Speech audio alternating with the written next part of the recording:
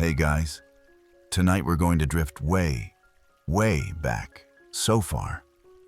In fact, that history hasn't even started yet. Before there were kings, before even the pyramids or cave paintings, there were only stories. And in the beginning, everything was made of song. You hear it, right? That low hum under the wind, the heartbeat of the earth. That's where we're headed. A place where myths were maps, gods were neighbors, and people, well, people didn't quite know they were people yet. You probably won't survive this. Not because of some monster or vengeful sky god, but because sleep is coming for you first. And hey, it's probably the gentlest thing that's ever stalked you.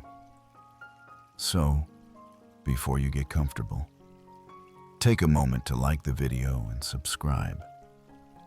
But only if you genuinely enjoy what I do here.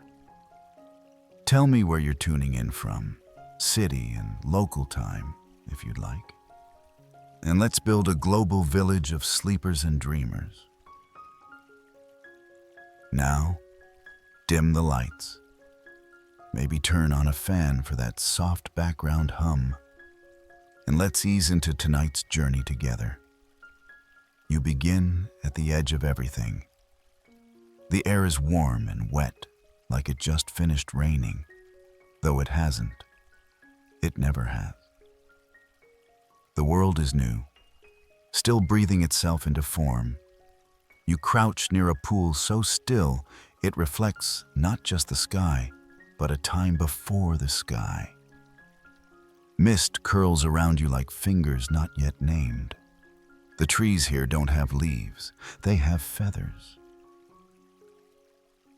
The mountains hum.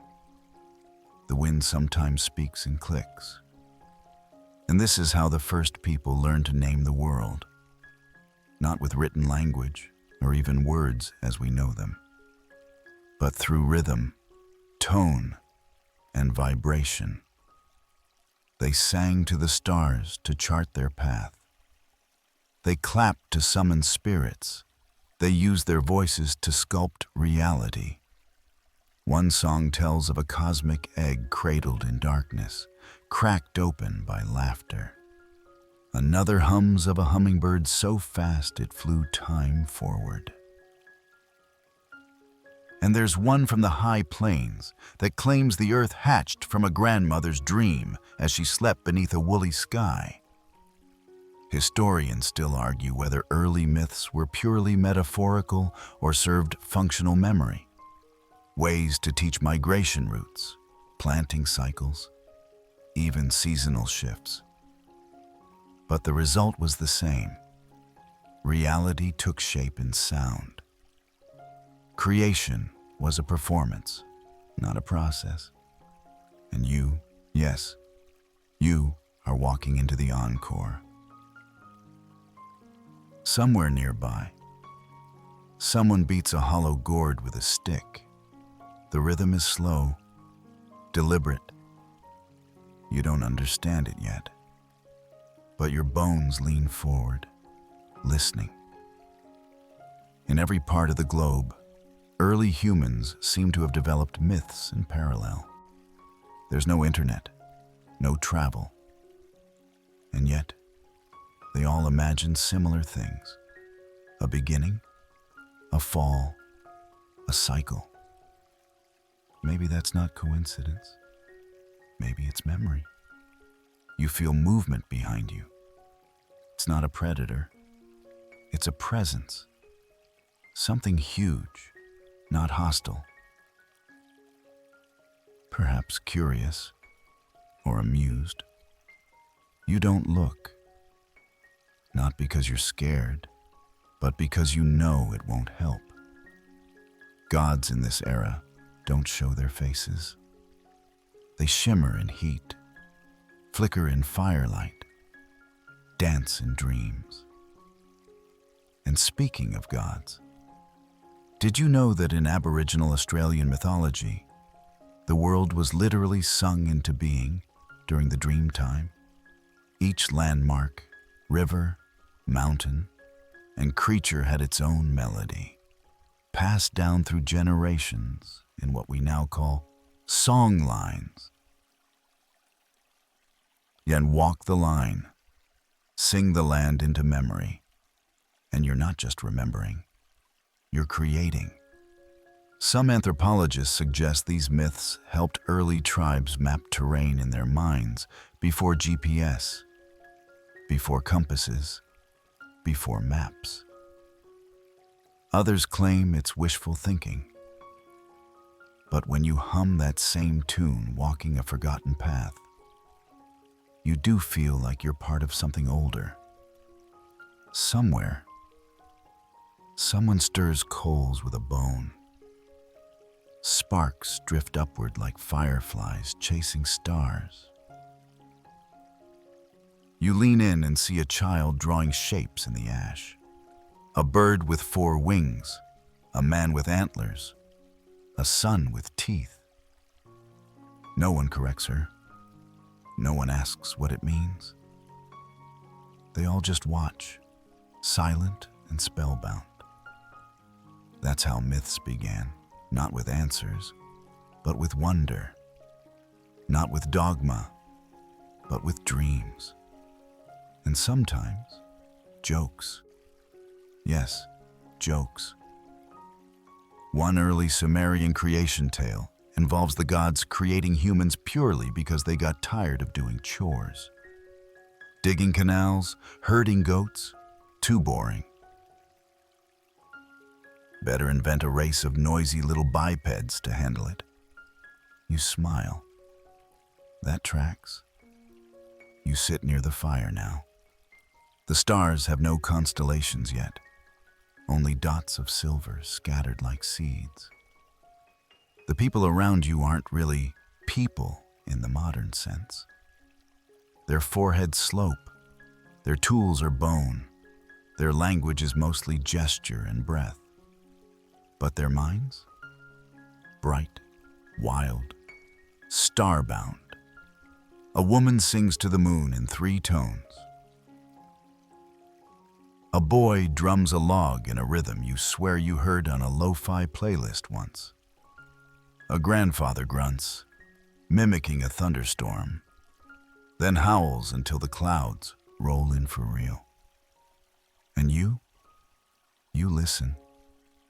You begin to hear the patterns, the pulse of something old but familiar, something that still lingers in lullabies, bedtime prayers, and maybe this very video. Tonight, you are not learning history. You're remembering myth, which is arguably the same thing, only with better music. The wind shifts. The mist clears just slightly, and in the distance, a flicker of orange light appears. Fire. Ah, yes. The next chapter. The fire waits for you like a memory already half formed. You walk toward it slowly, your footsteps muffled by soft earth and 1,000 generations of moss. Sparks leap into the air as if startled by your arrival. But the fire itself stays calm, ancient, wise, and just a little smug. This isn't just any fire. It's the first fire, at least according to dozens of cultures who all swear they invented it first.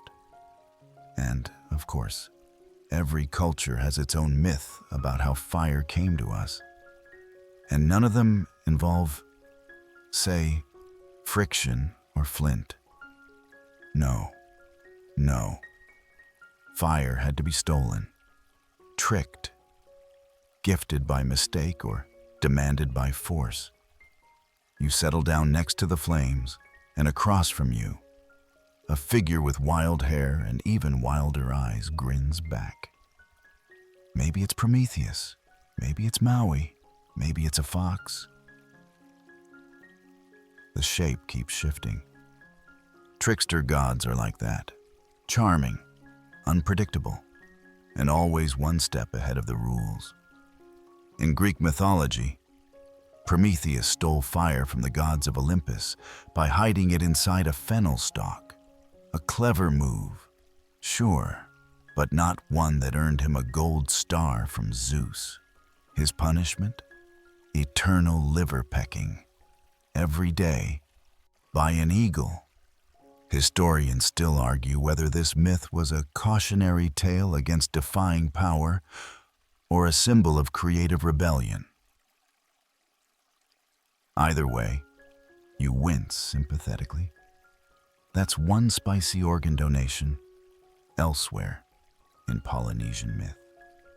The demigod Maui tricked the goddess of fire into revealing her secrets by annoying her repeatedly until she snapped and blurted it out. The moral? Be persistent, or irritating, or both. In parts of sub-Saharan Africa, a clever spider named Anansi delivered fire to humans by weaving webs of mischief. And among Native American tribes, the fire was often kept by an animal, panther, hawk, or snake, and had to be earned through a daring act of teamwork. In almost all these myths, fire is sacred but mischievous, dangerous but vital. It transforms raw meat into nourishment, darkness into safety, silence into song. Fire isn't just a tool, it's a threshold. The moment humans harnessed it, everything changed. Community grew tighter, stories stretched longer. Nights stopped being just things to survive and became things to shape.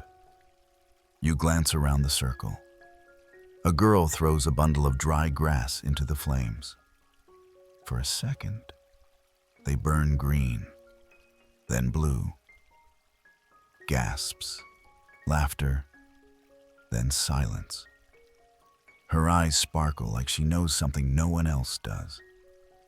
Maybe she's a god in disguise. It's funny how many fire myths involve rule breaking. Maybe because that's what fire is, an act of defiance against the cold, the dark, and the unknown. Maybe that's why trickster gods are always the ones holding the match. A man in painted ash rises and begins to dance. The sparks mimic him, spinning upward in a frenzy. You swear they form symbols for a moment, spirals, animals, maybe even your name. Then they vanish. You blink. No one else seems surprised. Beside you, someone leans in and whispers a story. You don't catch every word. But the gist is this. In an ancient culture long vanished, they believed fire had a soul. Each flame contained the memory of the last person who fed it. Blow it out too quickly, and the soul gets offended. Let it burn too long, and it starts telling secrets you weren't meant to hear. Another voice joins in, this one older, scratchier. In the Altai Mountains, there's a tale of a fire that laughed so loudly, it scared off winter for 100 years. It only returned when the last ember admitted it missed the snow. You grin, not bad for bedtime mythology. But beyond the jokes and the trickery, something deeper burns here. An understanding that fire marks a shift, a mythic pivot point. Before fire, you huddled in caves, watching shadows.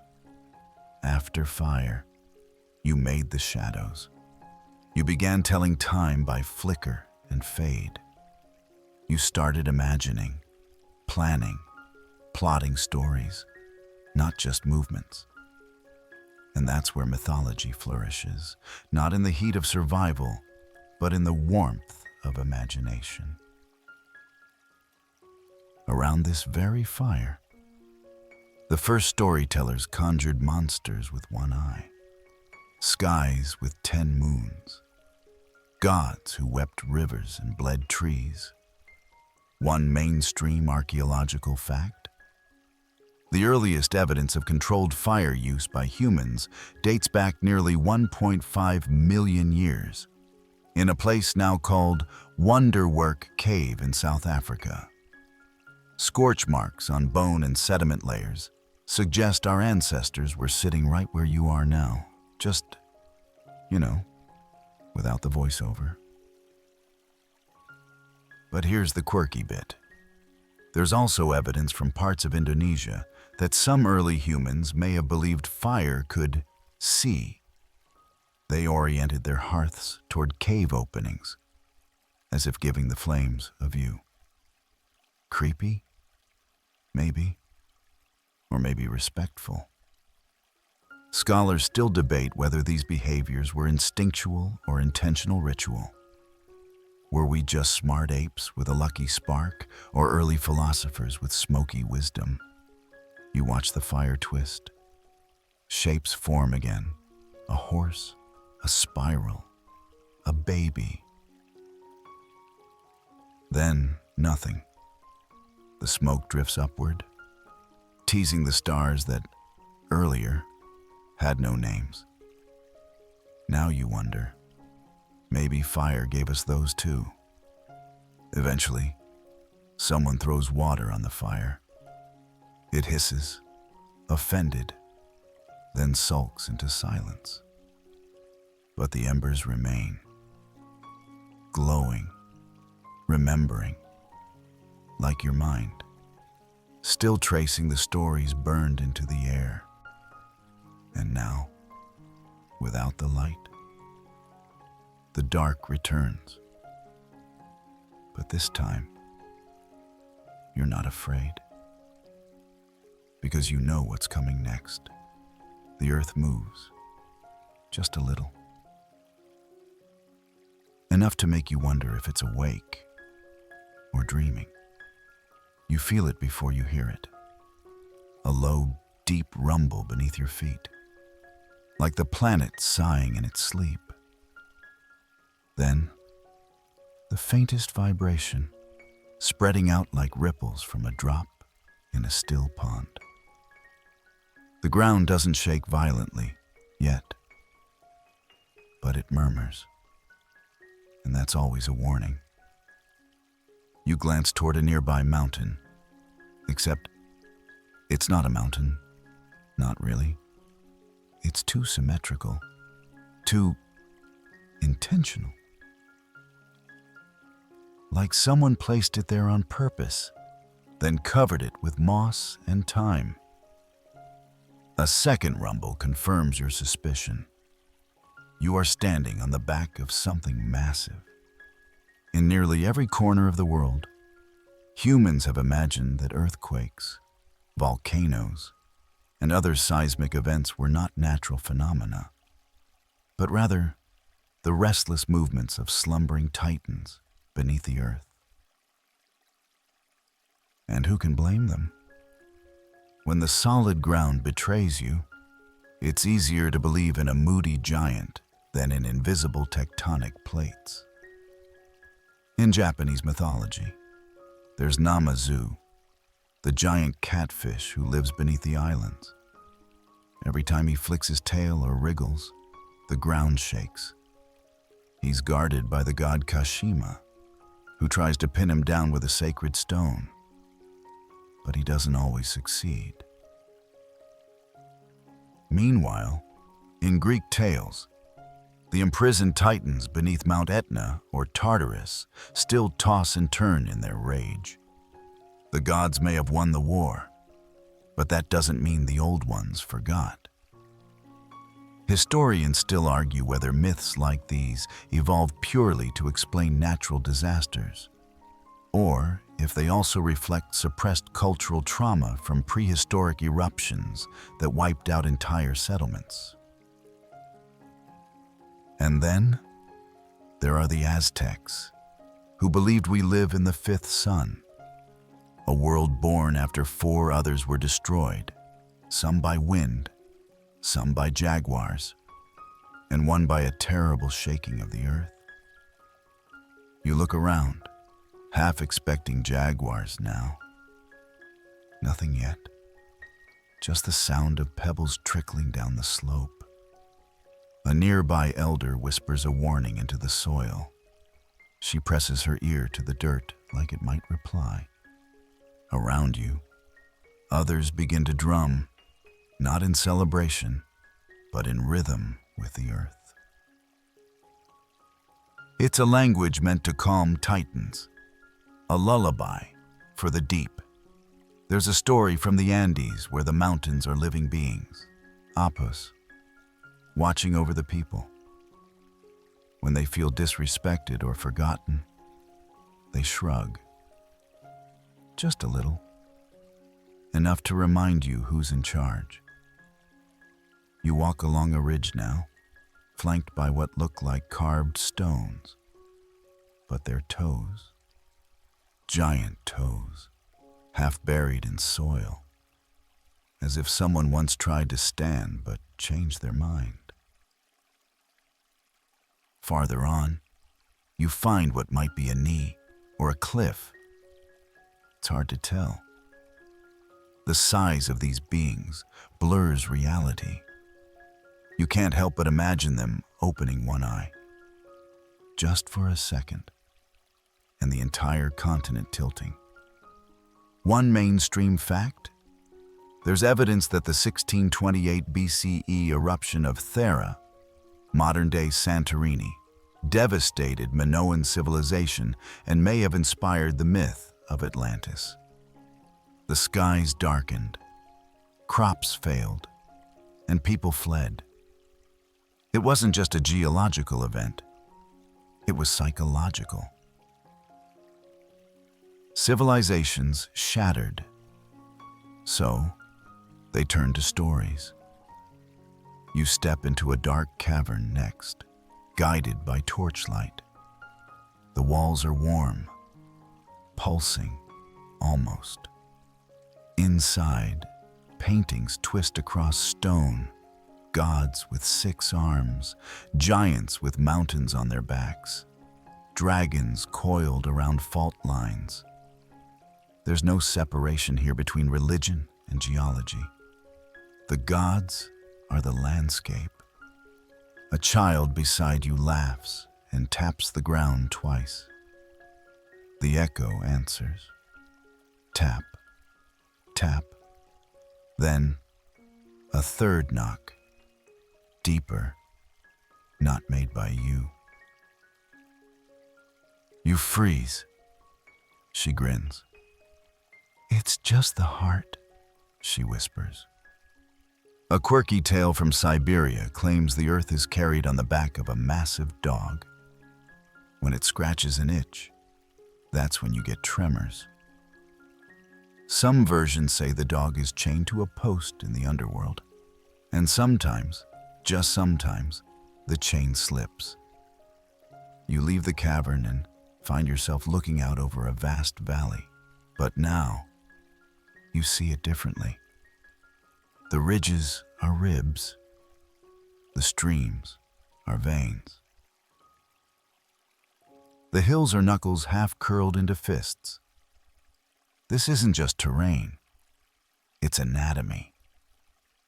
And somewhere below you, something shifts again, slow, tired, but not done dreaming. The drums behind you change, faster now. Not panic, but reverence. Like they know it's time to move. You follow others as they walk silently across a field of obsidian shards. Each piece reflects the sky, fractured, like a warning. Then suddenly, quiet. Not the absence of sound, but the pause before sound. You feel it again.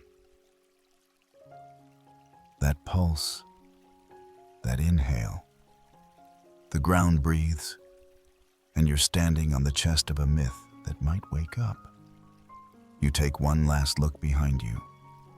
The mountain glows faintly at the peak. Not lava, not fire, just light.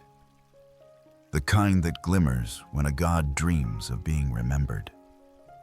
The path ahead narrows, leading downward toward a canyon where water roars and bones whisper. That's where the next story lives. But for now, you keep walking, gently, just in case someone below is trying to sleep. You follow the path downward, its edges carved smooth by time and footsteps, some human, some debatably not. The air shifts again, cooler now, damp, filled with the sound of distant water churning through rock. You're entering a canyon that shouldn't exist. The walls rise like cliffs of ink, streaked with green veins that pulse faintly under the moss. Each step brings the sound of water closer, louder, angrier. At the bottom of the gorge, you see it. A swollen river thrashing against its banks like it wants to escape. And above it, painted across the canyon wall in ochre and bone white, are rows and rows of boats, birds, and fish with human faces. Flood stories, immortalized in pigment and panic. There's something about flood myths. You've heard them, even if you didn't grow up religious. Noah's Ark, the storm sent by the gods, the chosen few who survive on rafts or mountaintops. But zoom out, and the pattern gets stranger. Nearly every ancient culture has a flood myth. From Mesopotamia to Mesoamerica, from the Himalayas to Hawaii. Someone always warns that once, the water tried to wipe the slate clean. In the Babylonian epic of Gilgamesh, a man named Utnapishtim builds a boat to survive a god-sent flood. Sound familiar? That tale predates the Hebrew Bible by centuries. In Hindu mythology, Manu saves himself by tying his boat to the horn of a giant talking fish, who later reveals himself as the god Vishnu. In Aztec myth, Tata and Nani survive a divine flood by hiding in a hollowed-out tree trunk. But they're caught cooking a fish afterward, and the gods get petty, turning them into dogs. Not exactly a Disney ending. Historians still argue whether these stories emerged from shared memory or coincidence.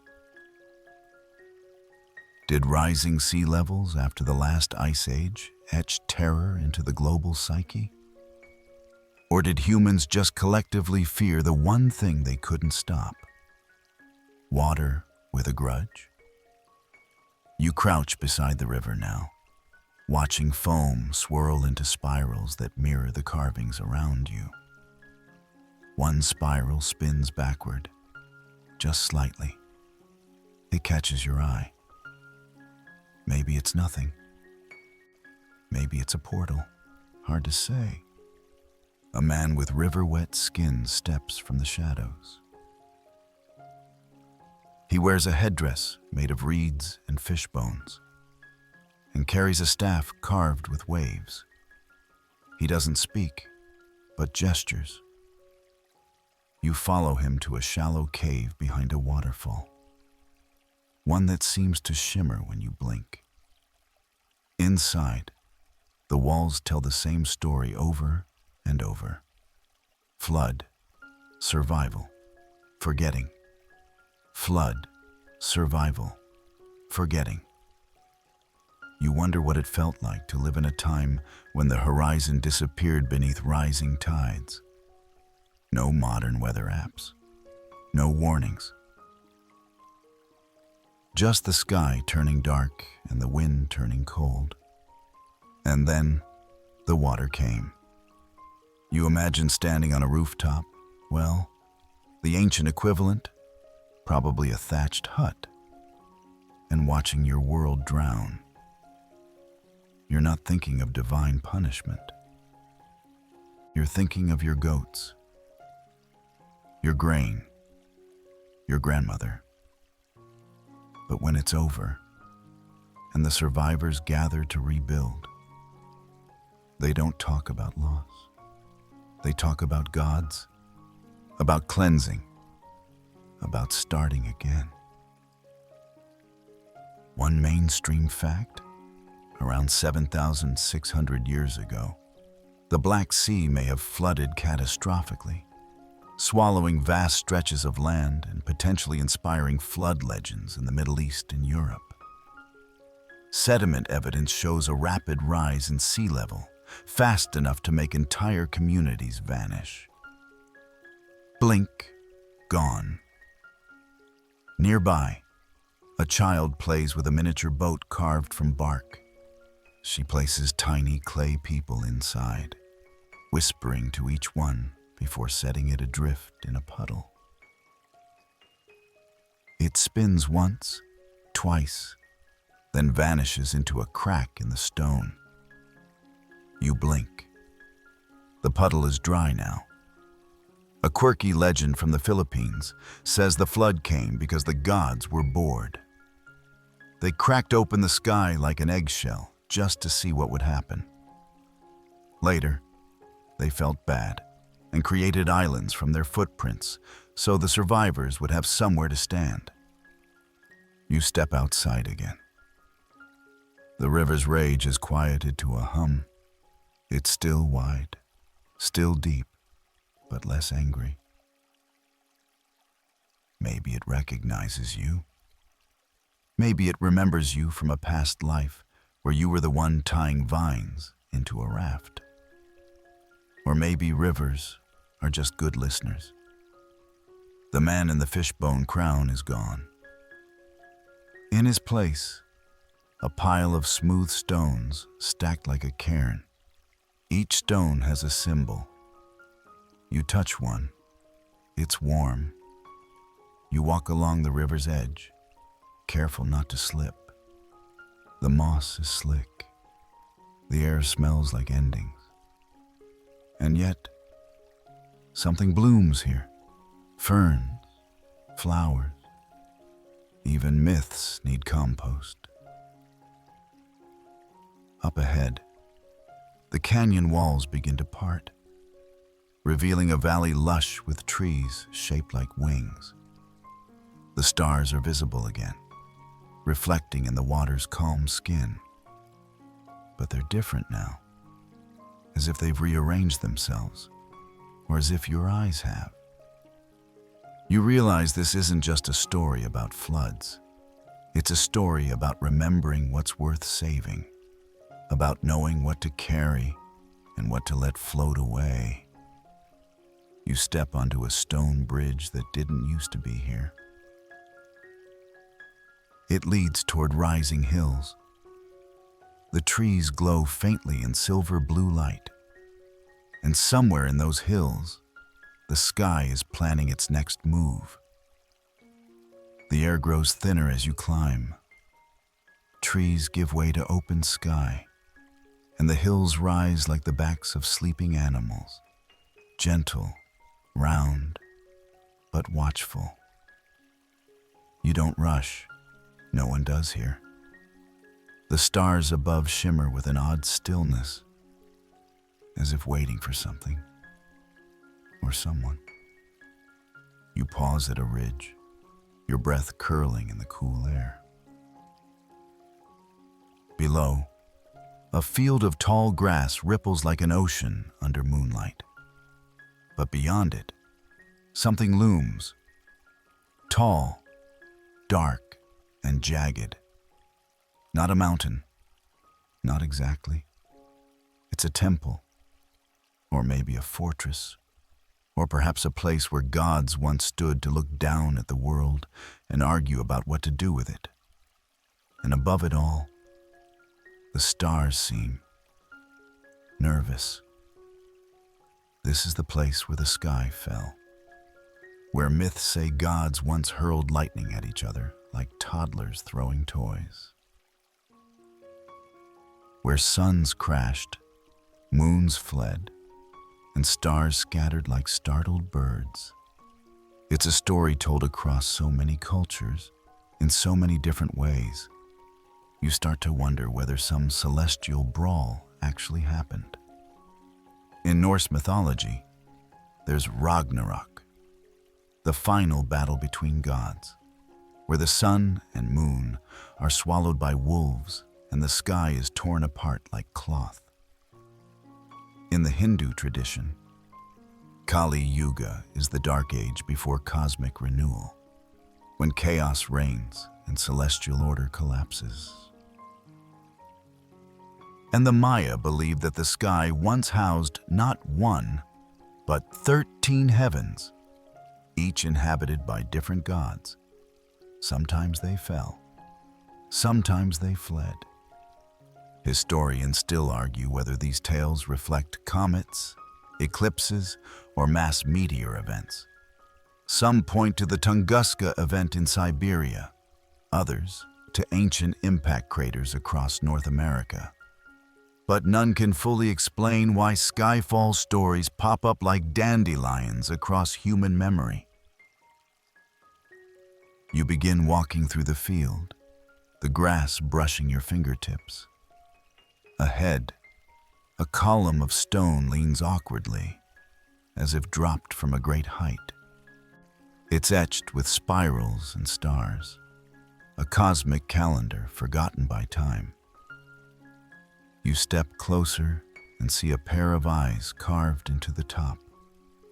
Not human, something older.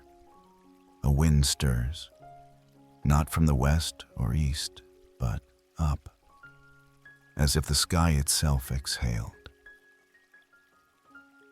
There's a tale from ancient Egypt where the goddess Nut, who forms the sky, stretches over the earth, her body arched in protection. But in one myth, she gets too tired. For just one night, she lets go. The stars rain down. The earth panics. Somewhere, a farmer wakes up with a chunk of constellation in his soup. You chuckle, then stop. In the center of the field stands a tree, not a particularly tall one, but unmistakable.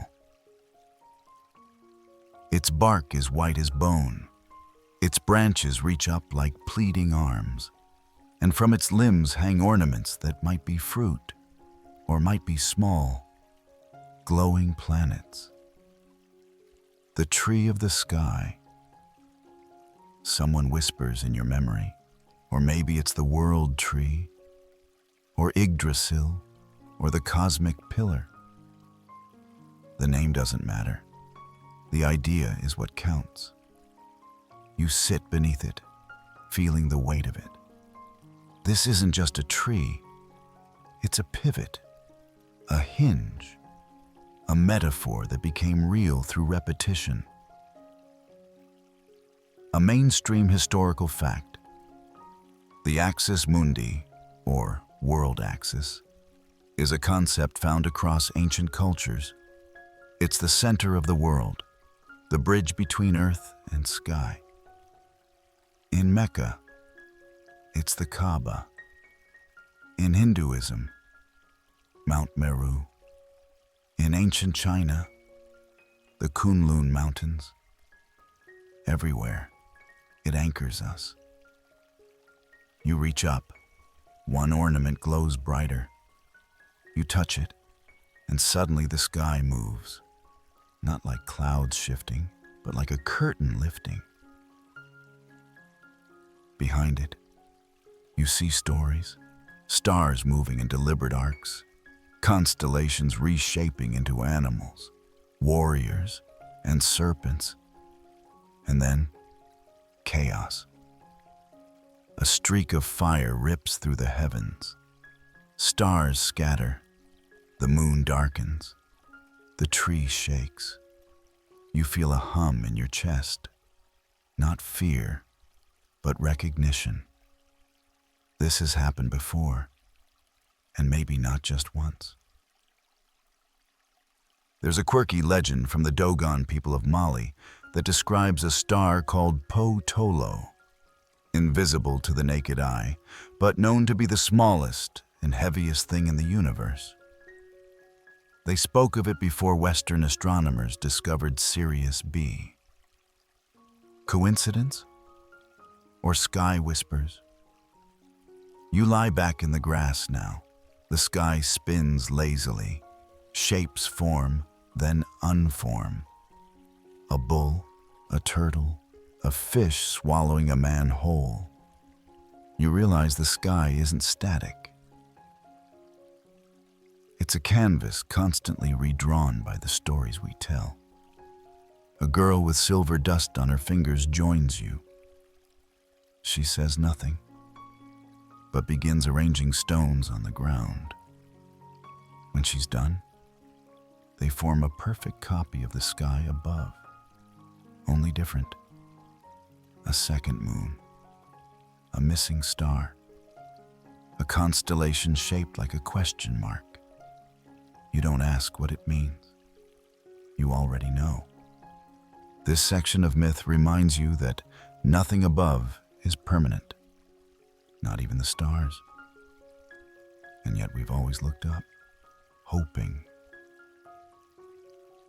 wondering, blaming, praying, and dreaming. The tree above you creaks, just once, not from wind, but from memory. You exhale slowly. The sky breathes with you, balanced. For now, you rise again. The path continues, not upward this time, but forward, toward shadowed woods and creatures with too many eyes. But before that, one last glance upward. One star winks at you. You enter the forest just as dawn begins to toy with the edges of the sky. Not quite light, but no longer fully dark. That in-between moment when things hide in plain sight, and trees seem to lean closer just to listen. The path narrows, swallowed by twisted roots and moss that glows faintly under your feet. Every branch looks like a gesture, every leaf like a secret. This is a place of beasts, not the kind that prowl for food, but the kind that prowl through dreams. You feel it immediately. The eyes, dozens of them, not menacing, just observant, curious, even. Creatures older than evolution whisper through the underbrush, not with voices, but with presence. You're entering the realm of sacred animals, mythic creatures that were never just animals, but gods in disguise, guides across worlds, or symbols of something deeper we still don't fully understand. In Egyptian mythology, gods wore animal heads not as costumes, but as signs of dominion. Horus, the falcon, could fly between realms. Anubis, the jackal, guided souls through the underworld. The sacred ibis, the lion, even the dung beetle, each held mythic weight.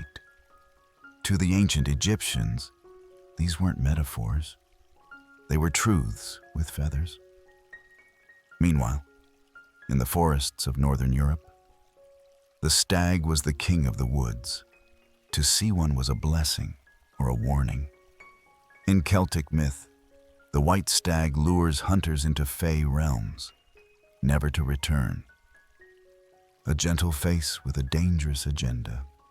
Classic forest politics. Historians still argue whether these beliefs evolved from early hunting reverence or were shaped by shamanic visions. Did early humans simply project meaning onto the most powerful beasts they encountered? Or did they truly see something other? You crouch near a stream, its surface so still it reflects not just your face, but another beside it, a wolf, silent and calm, watching with eyes that seem to remember you. You don't move. It doesn't blink. Then it's gone. Just a ripple where it once was. There's a tale among the Ainu of Japan, where a bear descended from the heavens to live among humans and teach them wisdom. When it died, its spirit returned to the sky, and the people sent its bones upward on a pyre so it wouldn't forget them. A celestial bear, a temporary god. In the undergrowth, a shape slithers past, too big for a snake, too slow for a shadow. You let it go. Some stories aren't yours to follow. You pass a tree marked with claw scratches, deep, deliberate, as though someone left a message. 5 slashes, a pause, 3 more, not random. A girl in bark-colored robes appears beside you. She hums softly and scatters seeds as she walks. Each one sprouts immediately, growing tiny blossoms that open in the dark. She says nothing, but offers you a feather, a peacock's, maybe, or something rarer. When you take it, your hand feels lighter, as if memory itself got trimmed. You follow her deeper. The forest thickens, but the fear thins. These beasts are no longer watching. They're welcoming. A mainstream archaeological fact. In sites across Siberia, archaeologists have found evidence of bear cults, burial chambers containing bear skulls arranged in ceremonial fashion, often facing the rising sun. These weren't just remains. They were reverent relics. And yet, there's a fringed tale in North America of a creature called the Thunderbird, so large its wings stirred storms. Some say it nested on mountaintops. Others say it was never real. But if you ask the old stories, they'll say you can still hear it in thunder that sounds too rhythmic to be chance. You arrive at a clearing lit only by mushrooms, bioluminescent umbrellas of soft green glow. In the center, a stone table carved with animal footprints, each leading into each other like a dance. Bear into eagle, eagle into hare, hare into snake, snake into man. A figure approaches, half man, half stag. Not frightening, almost elegant. He nods, sets a small bowl of berries on the table, then dissolves into wind. The berries remain. You don't eat them, but you understand the offer. There's a murmur in the trees now, not wind. Words, a chorus of stories layered into bark, echoing through branches. One voice rises. In the beginning, there was the serpent and the tree grew stories, and the serpent fed them to the stars. You're not sure where you heard that before, but it sticks. You rest your hand against a mossy trunk. It pulses once, not like a heartbeat, more like a memory. You've been here before, or maybe you will be. Myth doesn't care about time. You leave the clearing and rejoin the path, now lined with carvings of beasts mid-transformation, wolf into woman, bird into mask, fish into flame. You wonder if myth was just our way of making sense of the wild, or if the wild made sense first and we've just been trying to catch up ever since. The forest begins to thin. The light ahead is softer, golden. Somewhere in the distance, bells ring, soft, hollow, like wind chimes made from dreams. You walk toward them, one footstep at a time, and behind you, the beasts watch. Not to threaten, just to remember. You emerge from the forest into a wide open plain where the grass grows tall and golden. Whispering in waves like an ocean paused mid-thought.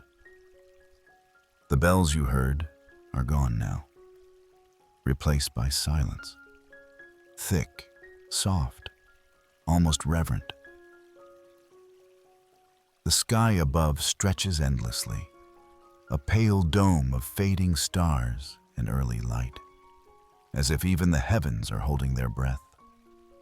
This is the land of giants, not metaphorical giants, not basketball players or tall tales. Actual giants, the kind whose footprints crack the hills, whose bones make mountains, and whose yawns create valleys. You can feel it in the soil, heavy with memory, and in the air, which tastes faintly of iron and thunder. You walk slowly now. With each step, the grass parts to reveal massive stones etched with spiral runes and crude figures with arms like tree trunks and eyes the size of shields. Giants, frozen in rock, but not entirely forgotten. In Norse mythology, the world began with the body of a slain giant, Ymir, whose flesh became earth, whose blood became oceans, and whose skull became the sky. Talk about a rough breakup. Historians still argue whether this cosmogony is symbolic of ancient sacrifices or a reflection of early awe at nature's immensity. In the British Isles, giants built things.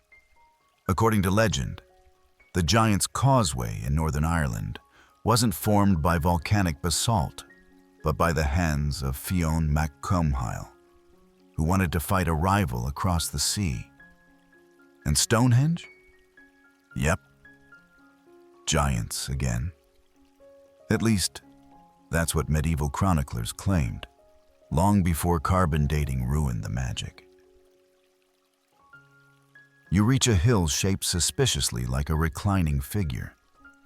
One arm curled under the head, one knee half bent. It's covered in moss, but the shape is undeniable. A sleeping giant. Or a very confident coincidence. You step onto its shoulder, and the earth shifts just slightly, like breath. From Central America comes the tale of Zipacna, a Mayan giant who boasted of building mountains. The gods, unimpressed by his ego, tricked him into entering a pit and buried him under it. Some versions say he's still alive, just waiting to punch his way back to the surface. Nearby, you see tools. Well, not tools by modern standards. Massive stone clubs, bowls the size of bathtubs, a single sandal carved from petrified wood. Either this place was home to mythic beings, or someone really exaggerated their Etsy shop. A mainstream fact, across Europe and Asia, ancient people uncovered huge fossilized bones, mammoths, mastodons, dinosaurs, and interpreted them as remains of giants. In the absence of paleontology, myth filled the gaps with personality. Giants weren't extinct. They were exiled. A gentle breeze lifts the grass, revealing a massive footprint filled with rainwater. You kneel beside it, tracing its outline. Too perfect to be an accident, too deep to be a joke.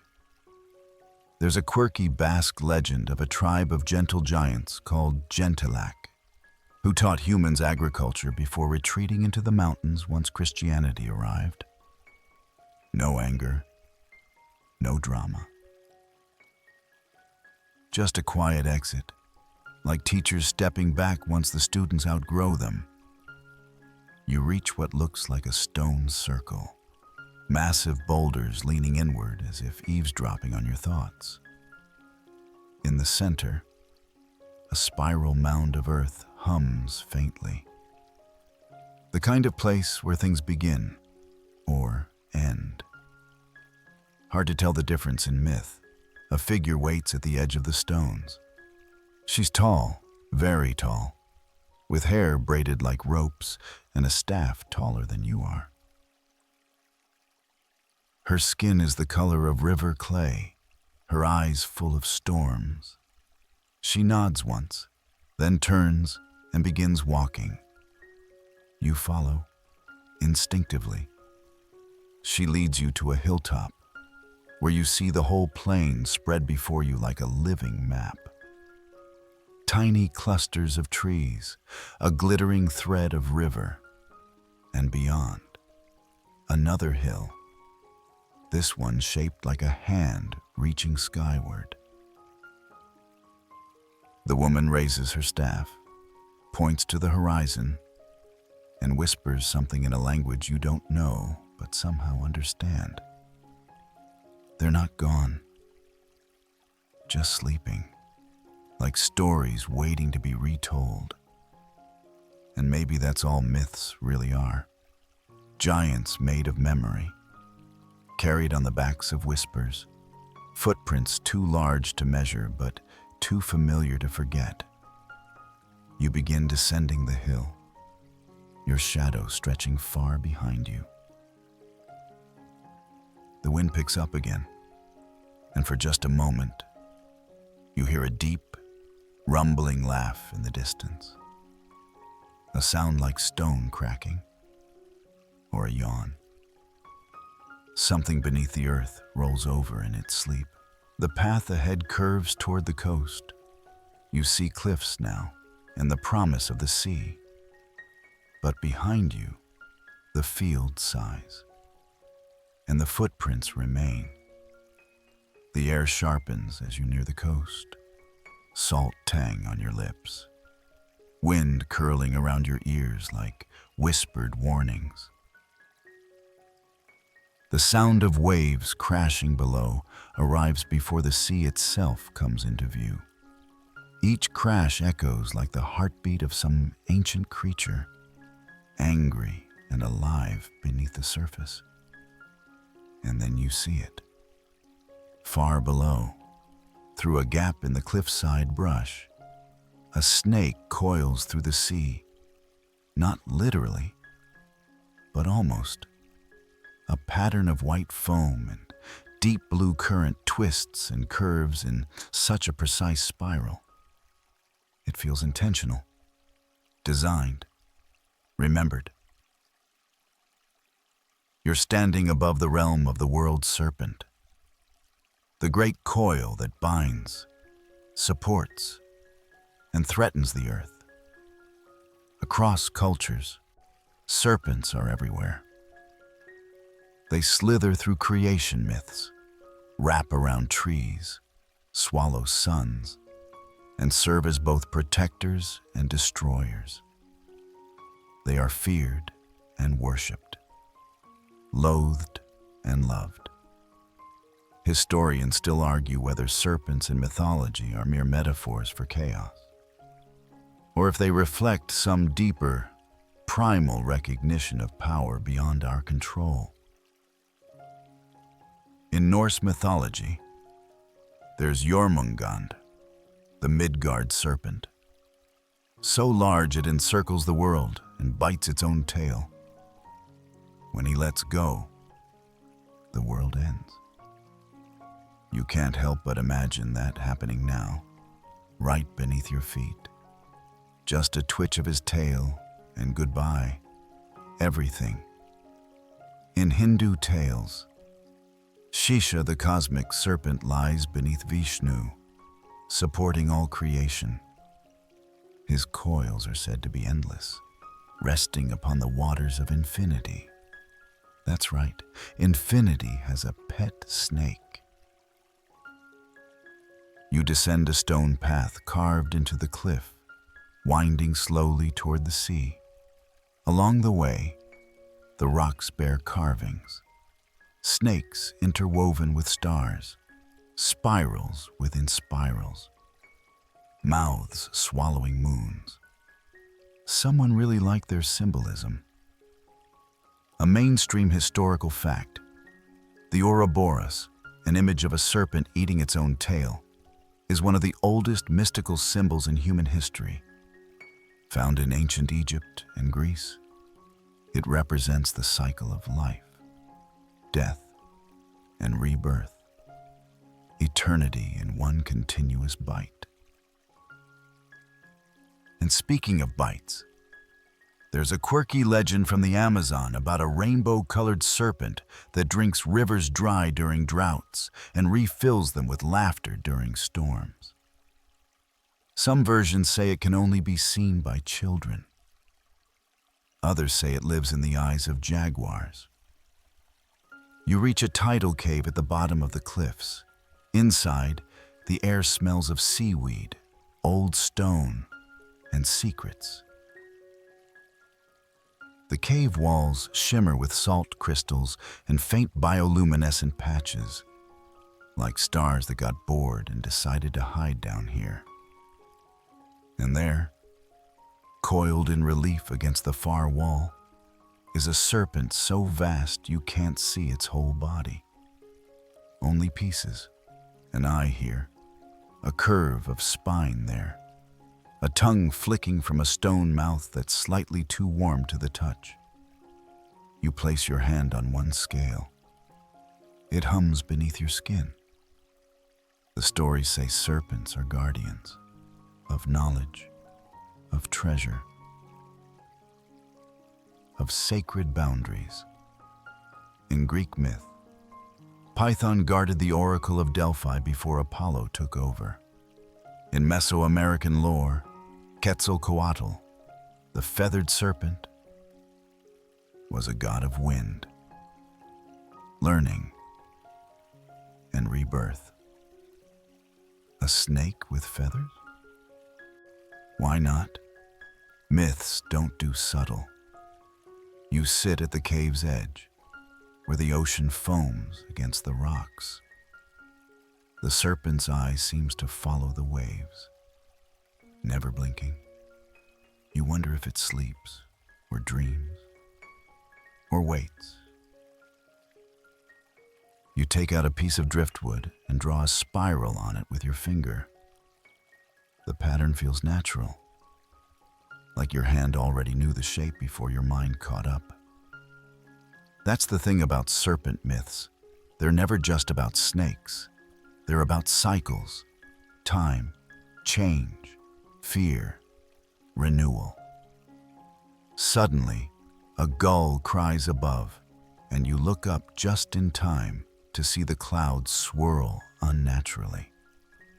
A funnel begins to form, not a tornado, but something more delicate.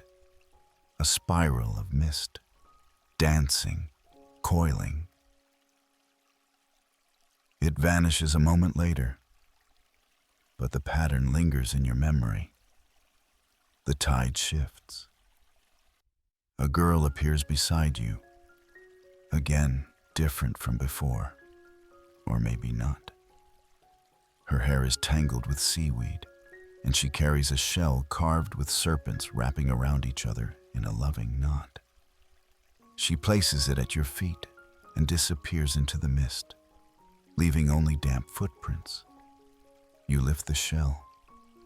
Inside, it hums, soft and low, like a lullaby sung in reverse.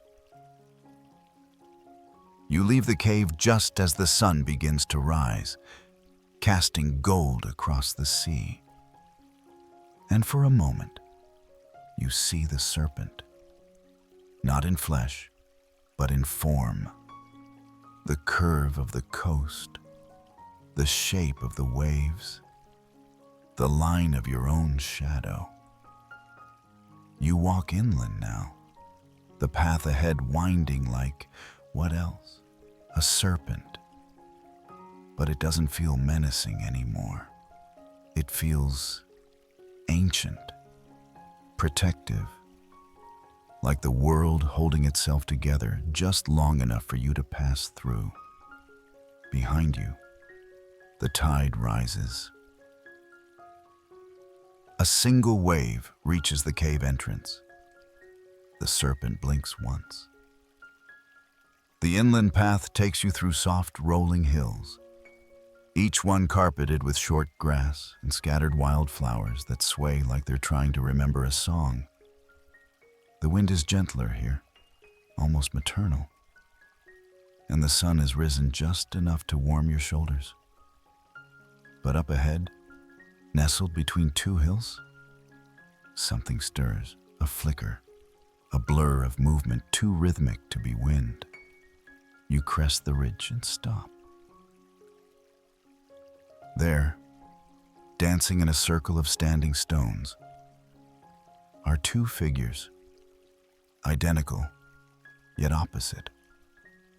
One wears robes of flame red, the other cloaked in shadow blue.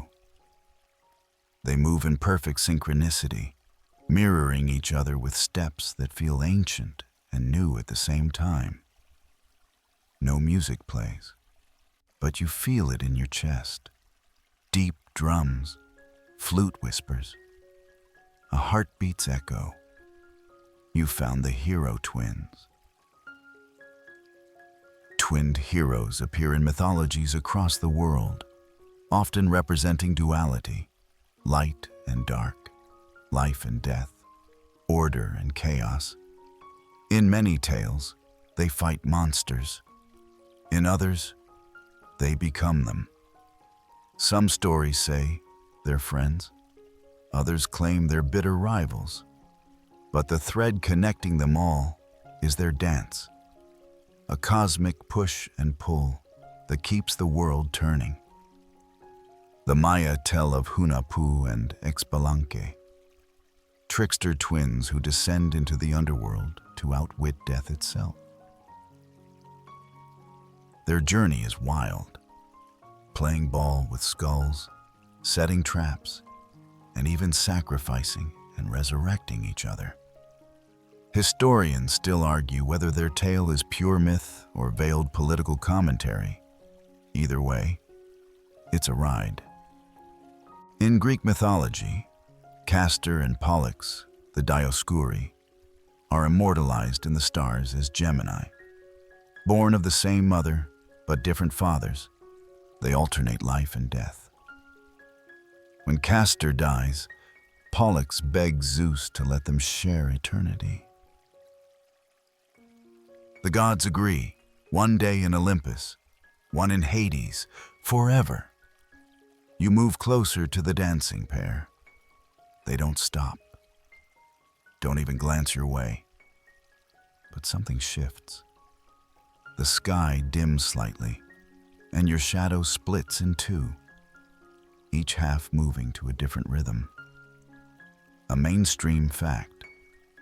Many cultures use twin figures to explain celestial mechanics: sun and moon, day and night, Venus as the morning and evening star. Duality, simplified through narrative. A quirky tale from the Pacific Northwest speaks of Tsunomata and Tehoma, twins who chase the moon across the ocean each night. One carries a net to catch it, the other a flute to charm it. They never succeed.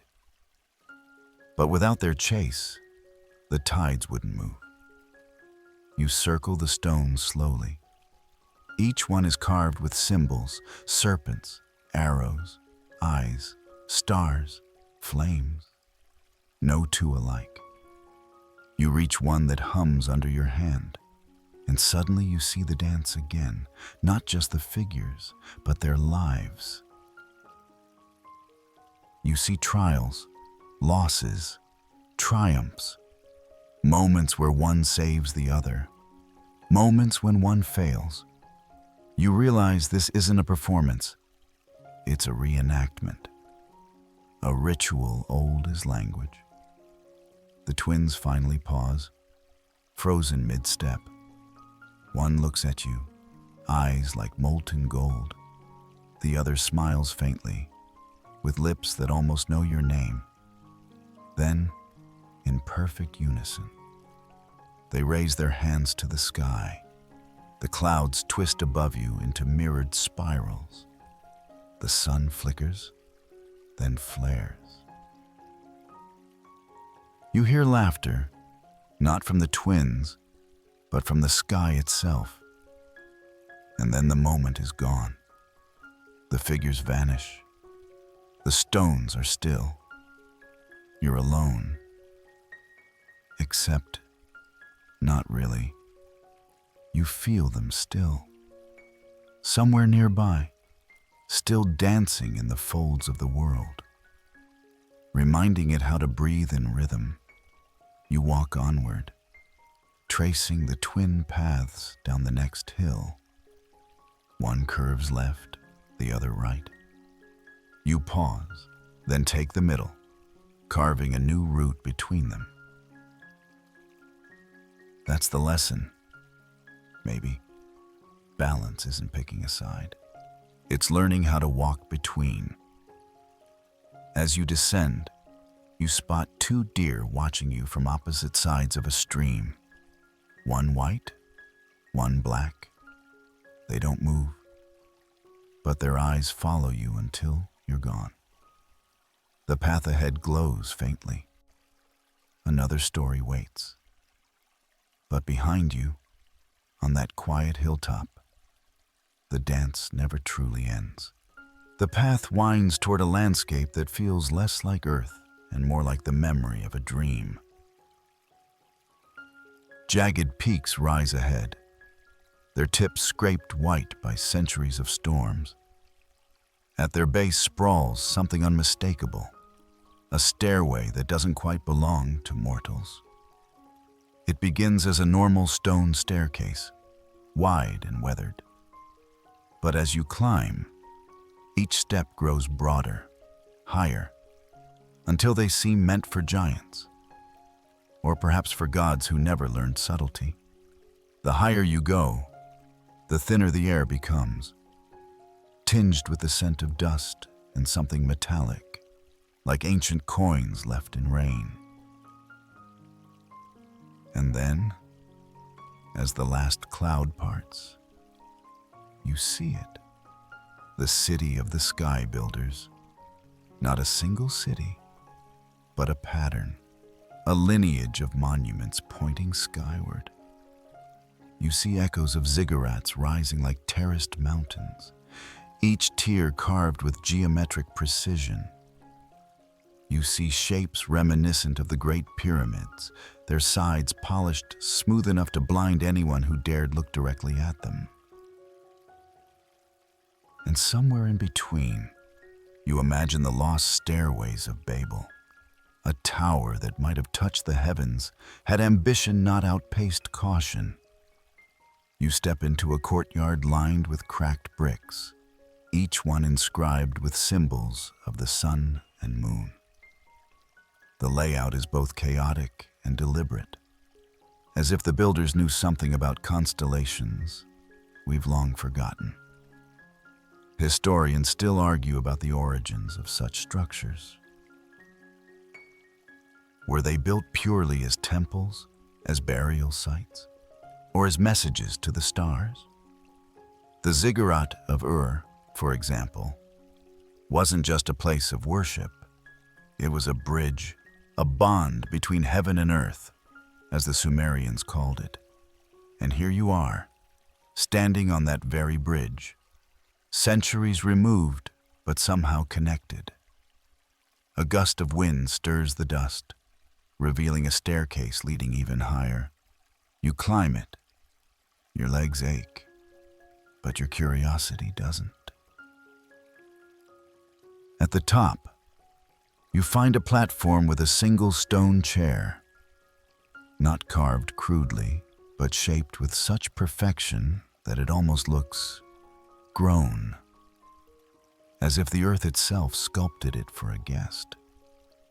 A mainstream fact, the alignment of the Great Pyramid of Giza is almost perfectly accurate to true north, with an error of only a fraction of a degree.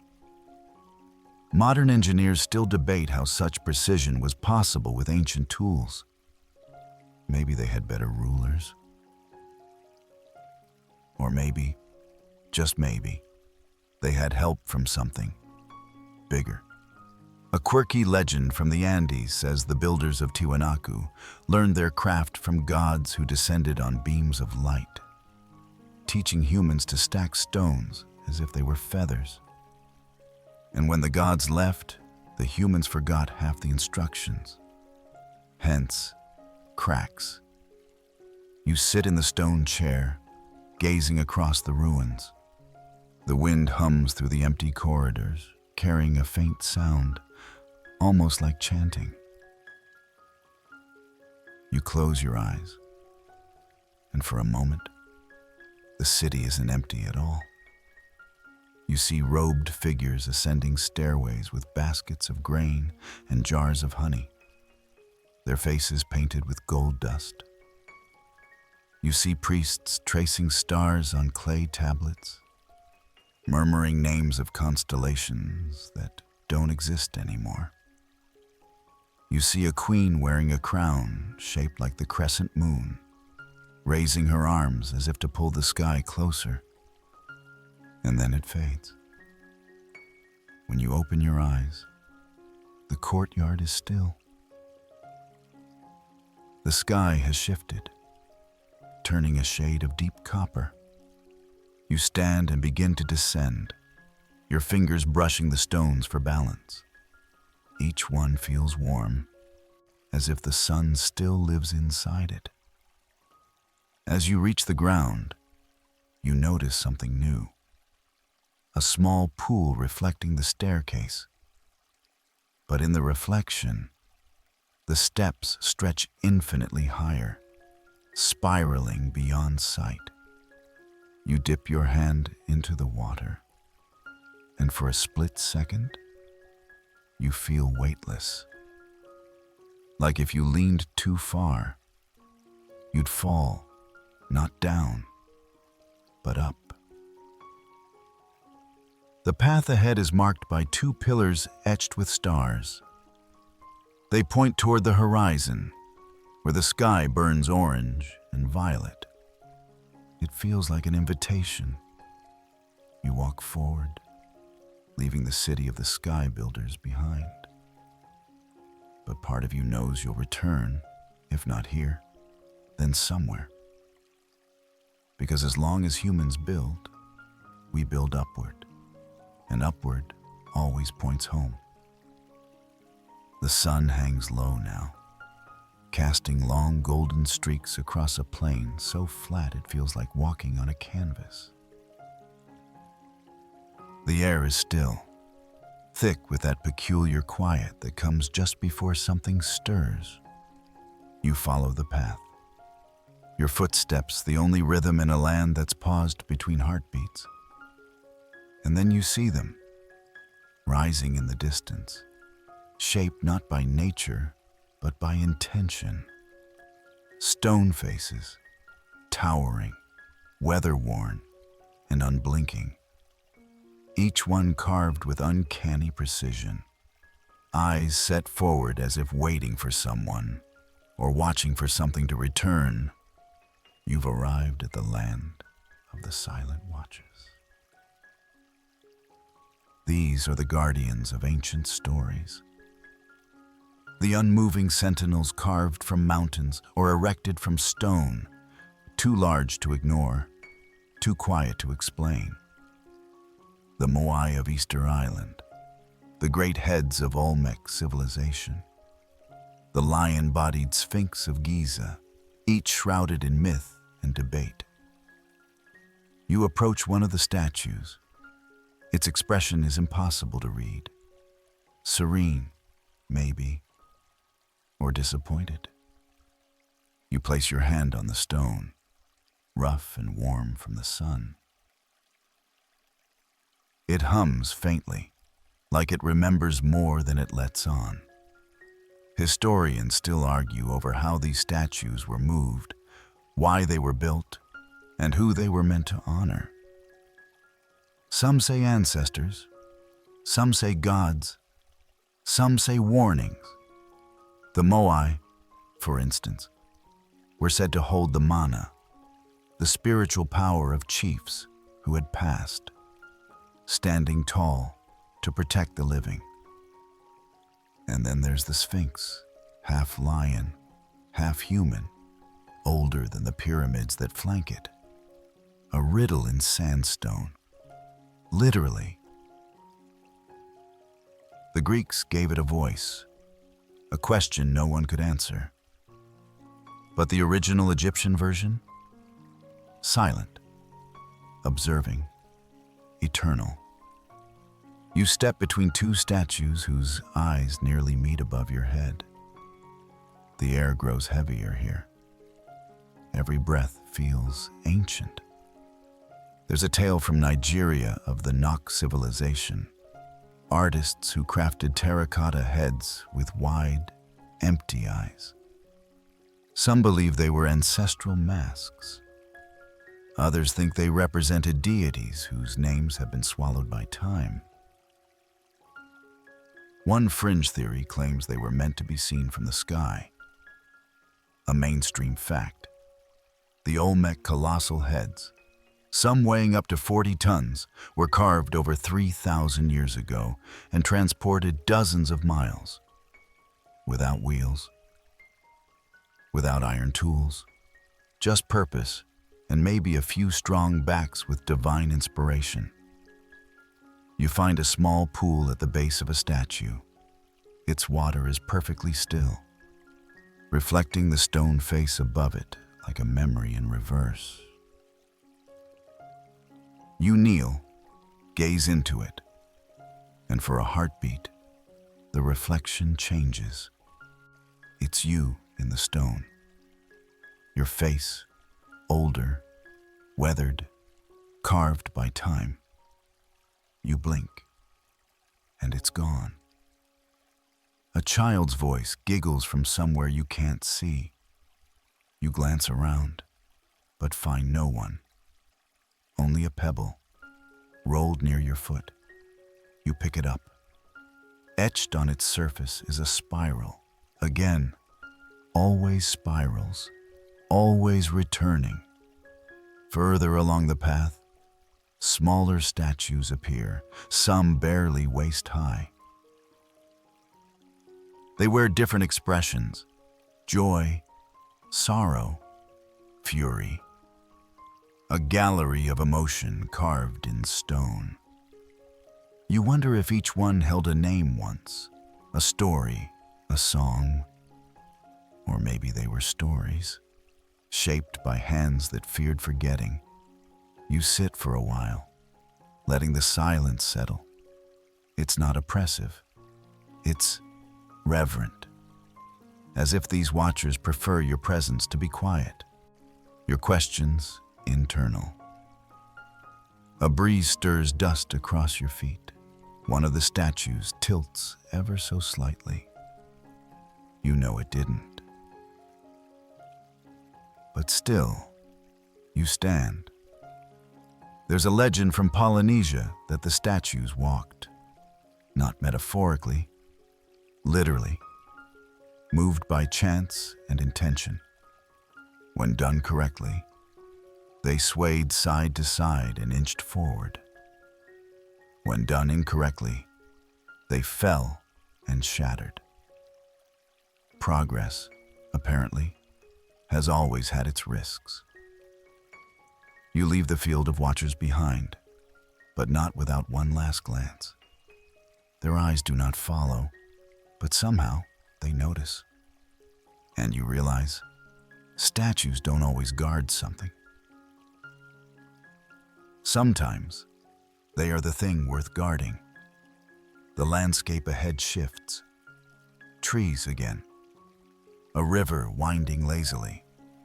And in the distance, the soft sound of drums. Something older than stone waits in the forest, but behind you, the watchers remain. Silent, steady, waiting for the world to circle back once more. You follow the river into a forest unlike any you've walked through so far. The trees are tall, but their trunks bend in gentle arcs, as if leaning toward the water in hushed conversation. The leaves above filter the sunlight into soft jade and amber hues, casting moving patterns on the forest floor. The air is rich, earthy, spiced, and laced with faint smoke, like someone just snuffed out a ceremonial fire. Ahead, the trees part to reveal a wide clearing. And in the center, something remarkable. A circle of fire-lit dancers. Their shadows cast long and trembling against the trunks. Their bodies move with purpose, slow, deliberate steps, each one telling a story older than language. Their faces are painted in symmetrical spirals and dotted lines, and in the center of the circle stands a shaman, cloak of feathers, staff of bone, gaze fixed on the stars above even in daylight. You've stepped into the age of the dreamweavers.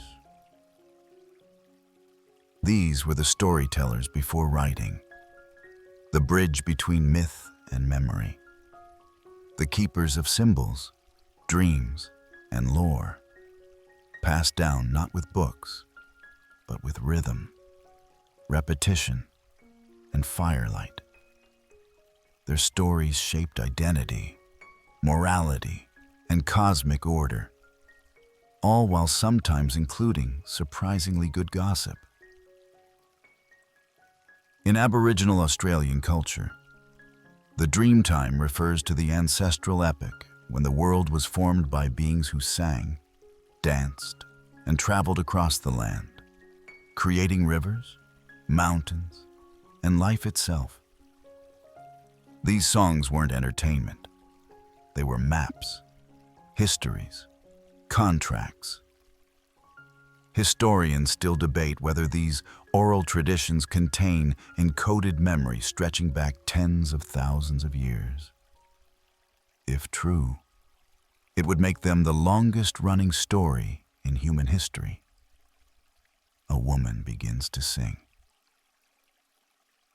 Her voice is low, steady, haunting.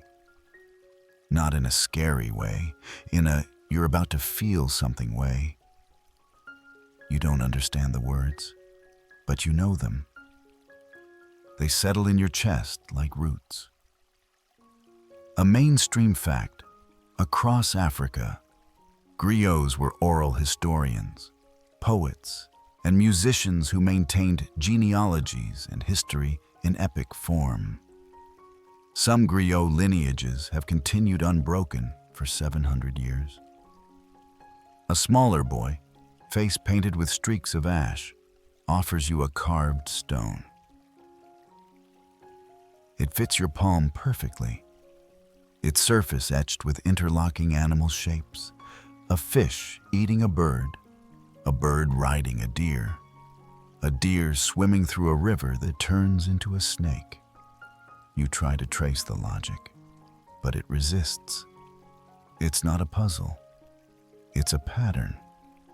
A fringe theory from Siberia suggests that early shamans entered trances so deep, they traveled astrally to gather stories from spirits, beings who lived in the folds between time and memory.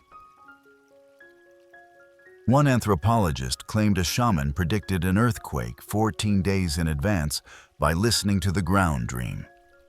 Nobody's entirely sure what that means, but it definitely beats checking weather apps. The fire shifts color, turning violet for a flicker, then blue. The dancers pause, then resume in reverse, their movements now like rewound film. A woman with eyes like smoked glass approaches and brushes your forehead with her thumb. She mutters something that makes the trees shimmer. You feel lighter. You feel storied. You realize these aren't just performers. They're conduits. Every motion, every drumbeat is a bridge between now and then. Between you and everything before you. You're not watching a ritual. You are part of it now. The fire grows brighter, then dims. The dancers stop. The shaman raises his staff and taps the earth once. Silence falls. And in that silence, you feel the land breathe. You understand, for a brief moment, that the world is not made of matter and laws, but of memory and retelling, and that so long as one voice remembers, the story continues. You step out of the circle, leaving the firelight behind. The forest closes gently around you. The drums have stopped, but the rhythm is still in your chest. You walk downstream now, where the river turns silver in the fading light. The trees thin, the air changes. Something older waits ahead, not in myth, but in the minds that shaped it. But behind you, the story lingers, echoing in each step, each breath, each heartbeat. You are not just the listener anymore. You are the next storyteller. The river bends gently, leading you into a valley shaped like a bowl carved by a celestial spoon. The ground softens beneath your feet, no longer rough with stone, but pillowy with moss, dotted by wild herbs and tiny blossoms that glow faintly even in the shade. The smell here is complex, rich earth, warm honey, a tinge of crushed mint. You inhale, and for a moment, forget what time is. At the far edge of the valley stands a structure, not built, but grown. Vines arch into domes. Trees spiral upward, their branches woven together like ancient architecture. Between them glows a faint blue mist, dancing in patterns too precise to be accidental. Welcome to the Temple of the Starseeds. This is the realm of cosmic myths, those that reach beyond the earth and look up, way up, into the night sky, where stories are written in constellations and galaxies hum in ancient harmonies. Civilizations across time have turned their gaze skyward, not just to measure time, but to belong to something larger. A mainstream fact. The ancient Babylonians meticulously recorded celestial movements, identifying planetary cycles that would later influence both astronomy and astrology. They didn't just watch the skies. They read them, like a divine manuscript. You step inside the vine temple. Light filters through the woven canopy, scattering into star-shaped beams. The floor is patterned with spirals and hexagons, traced in crushed shell and gemstone dust. You kneel beside one and realize it's a map, not of Earth, but of a star cluster. And at the center, a glowing seed-shaped crystal. A voice echoes, soft and layered, like multiple singers whispering in unison. From stars we came, to stories we return. In Polynesian tradition, the navigator gods were believed to ride canoes across the Milky Way, using starlight as sails and moonlight as rudders. These deities taught mortals how to read swells, winds, and celestial signs, navigating vast oceans without instruments, only with the knowledge of the sky and bones. Historians still argue whether certain megalithic sites, like Nabta Playa in Egypt or Chaco Canyon in the U.S., were aligned for ritual, astronomical observation, or both. The builders left no instructions, just stones and the stars above. A small, glowing creature flits past your ear, dragonfly-shaped, but made of pure light. It lands on your shoulder, then projects a flicker of stars into the air before vanishing again. You reach toward the image and see, of all things, a spiral galaxy forming, then collapsing, then forming again. Nearby, a childlike figure sits on a stump, humming. Their skin seems translucent, shimmering with constellations beneath the surface. They hand you a bowl filled with something thick and shimmering. You sip. It tastes like memory and stars, and something that makes you both nostalgic and completely unfamiliar, like remembering a dream you never had. There's a legend from the Dogon people of Mali, Africa, who speak of Nomo, amphibious beings from the Sirius star system who brought knowledge to Earth. Long before modern astronomy confirmed Sirius B, their stories described it as an invisible companion star, so accurate it spooked European scientists into thinking someone cheated. A fringe myth from medieval Persia describes the sky loomers, deities who wove the fates of all souls into the constellations. They believed dreams were echoes of our starlight threads, tugging gently each night to remind us of our cosmic origin. You walk deeper into the temple, where hanging strands of beads chime softly with no wind. They part, revealing a spiral staircase made of woven roots. You climb. At the top, the canopy opens to a full view of the sky. Even in daylight, the stars shimmer faintly. The temple is positioned just so, aligned perfectly with a cluster you can't quite name, but somehow recognize. The child is beside you again, pointing to the sky. "That's where your story loops back," they whisper. You've told it many times. You just don't remember the other voices.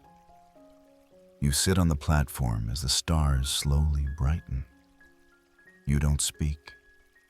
You just listen to the silence between stars, to the hum beneath your skin, to the feeling that maybe, just maybe, myths weren't invented by people staring at the stars, but by the stars themselves, whispering to those who dared to look up.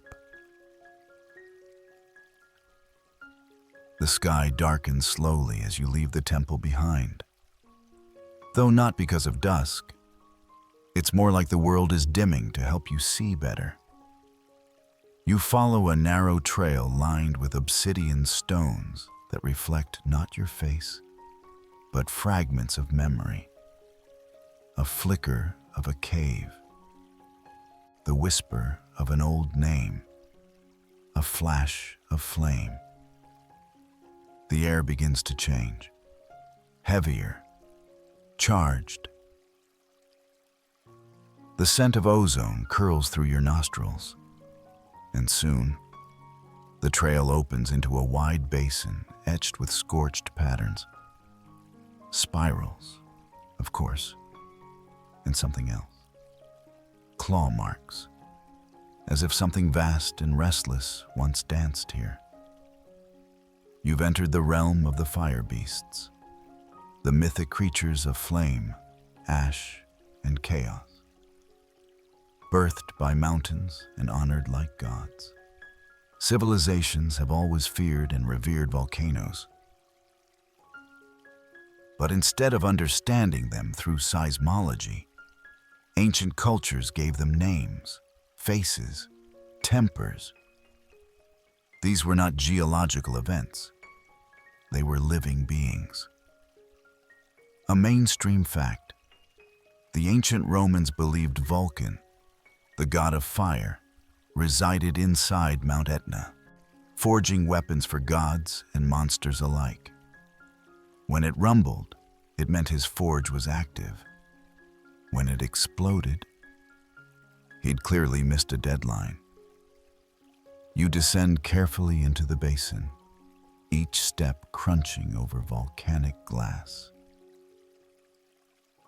The ground radiates warmth, and steam curls from vents in the stone like slow exhalations. You hear a distant rumble, not thunder, but breath. A massive statue looms from the rock itself, half dragon, half feline, all fury. Its eyes are hollow, but somehow aware. At its feet, ancient offerings remain: blackened feathers, charred bones, obsidian shards. You place a hand on its paw, and for a second, your vision flares. Lava rivers, night skies turned red, villagers dancing at the edge of danger. In Hawaiian mythology, Pele, the goddess of volcanoes, is a passionate creator and destroyer.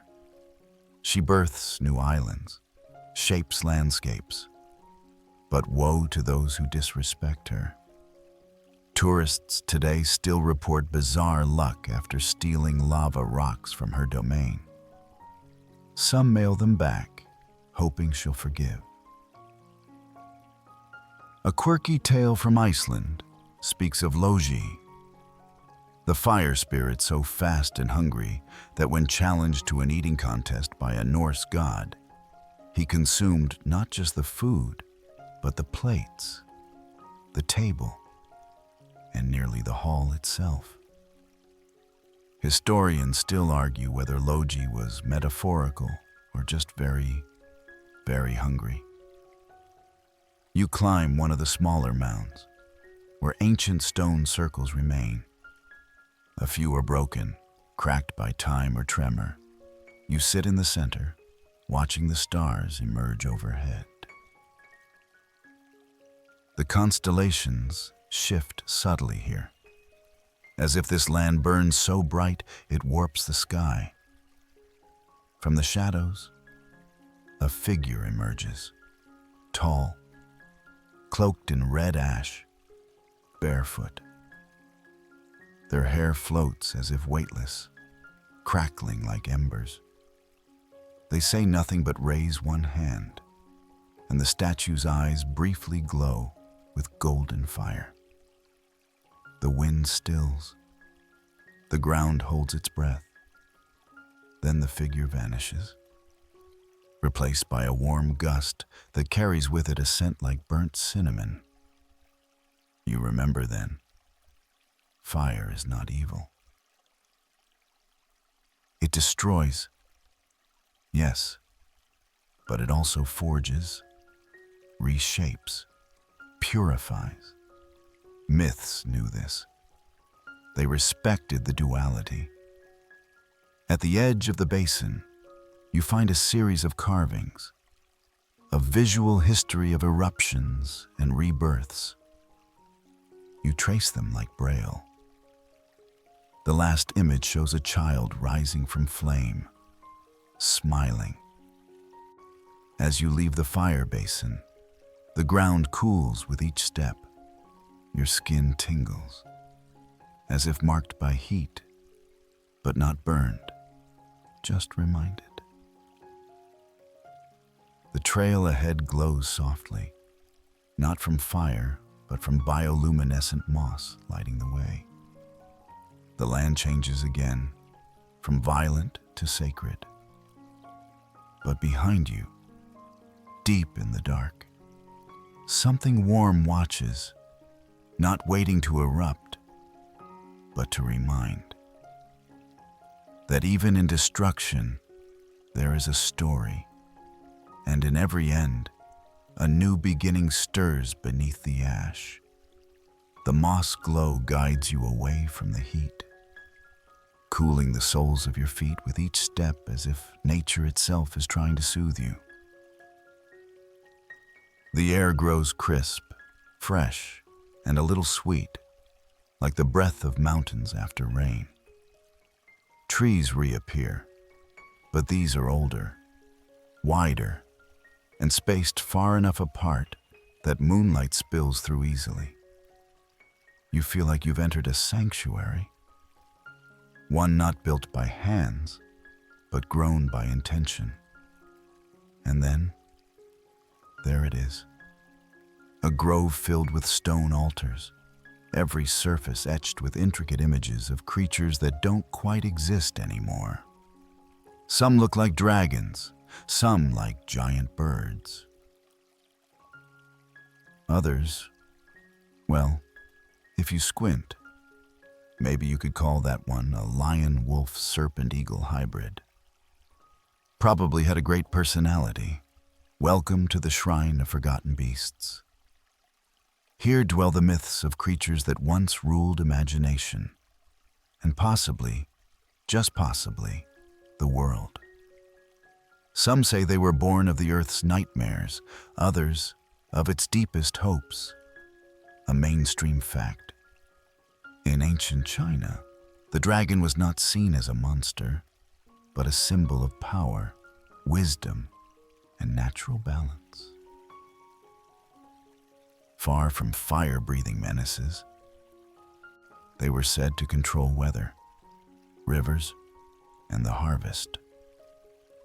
Emperors traced their bloodlines to them like royal family trees. With scales, you step closer to one of the altars.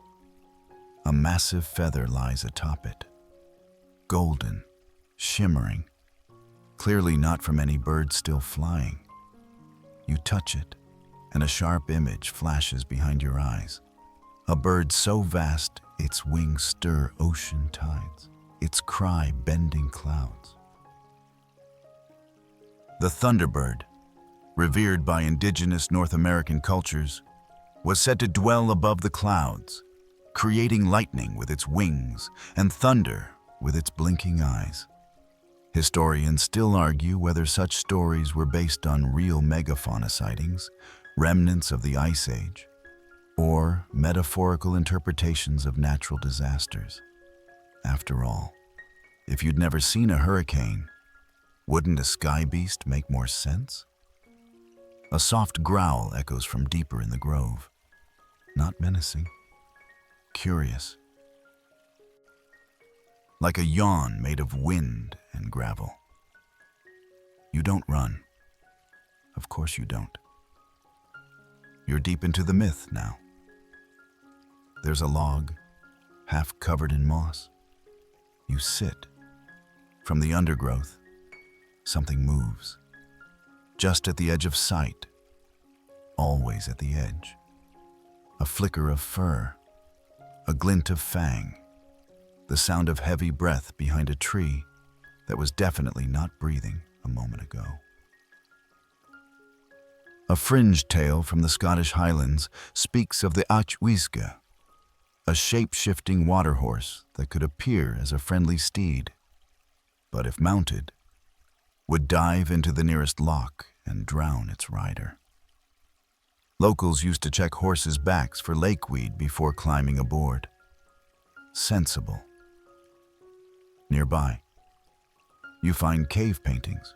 Primitive, yes, but unmistakably alive. Massive beasts with burning eyes. Swan-necked serpents circling islands. Wolves the size of wagons. And something with 6 limbs and a spiral tail that seems to move if you don't look directly at it. A carving beneath the painting reads, or maybe implies they weren't monsters. They were teachers. We just failed the class. You wander deeper into the grove and discover a circle of stones, each one marked not with symbols, but with footprints, large, strange, impossible. One looks like a 3-toed claw. Another has hooves, but pointed sideways. Another is just too weird to describe. Let's go with inspiration for bad tattoos. You stand in the center, the wind rises, the shadows shift, and suddenly you hear them. Not roaring, not growling, singing. The forgotten beasts sing with low rumbles and harmonic whistles, layered like whale song woven with earthquake tremors. It's beautiful, terrifying, comforting. You realize they're not singing to you. They're singing to each other, and perhaps to something deeper underground or above. A final myth flickers in your mind, one from a small Pacific island, where it said the first beast was not a monster, but a dream left unfinished by the gods. It walked the world trying to find its ending, but humans kept running before it could explain. The grove quiets. The growl is gone. The feathers, the footprints, the paintings, they're all still there. But the feeling of being watched fades. You bow instinctively. Because whether real or imagined, revered or feared, beasts are more than symbols. They are echoes of the wild within us. You leave the shrine with slow steps, every tree behind you seeming just a little taller. Ahead, the sky breaks open to starlight, and a new sound carries on the wind. Voices, human, joyful, regal. It seems you're headed towards civilization, or something pretending to be it. But behind you, in the grove, the song continues, low, steady, waiting for someone to believe again.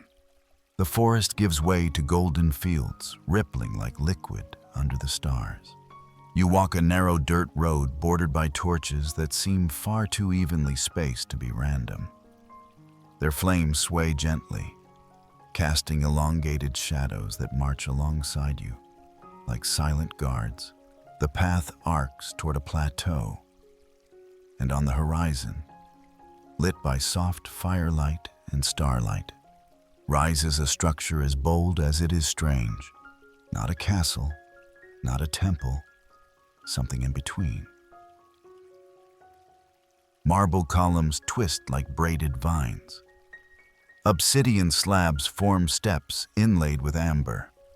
Statues line the entryway, each one mid-speech, mid-laugh, mid-war cry, frozen in exaggerated emotion. Welcome to the Hall of Demigods and Heroes. This is where the mortal and the divine blur. The myths that live between, where flawed men rise like titans and gods behave like scandalous celebrities. It's where humanity imagines itself bigger, louder, more glorious. and occasionally more shirtless. A mainstream fact: the ancient Greeks didn't just worship gods, they practically invented the concept of hero culture. Think Heracles, the muscle-bound overachiever, or Achilles, the original emotionally unavailable warrior. Temples were built in their honor, sometimes even in place of gods. You step through the archway. Inside, murals wrap the walls, each panel glowing faintly, frescoes of stories mid-action. A man wrestling a lion, a woman holding back a flood with her bare hands. A child taming a serpent with a lullaby. You stop in front of one painting. It shows Gilgamesh, the Sumerian king so legendary, he got bored of being rich and went on a quest to defeat death. He failed, obviously. But what a story.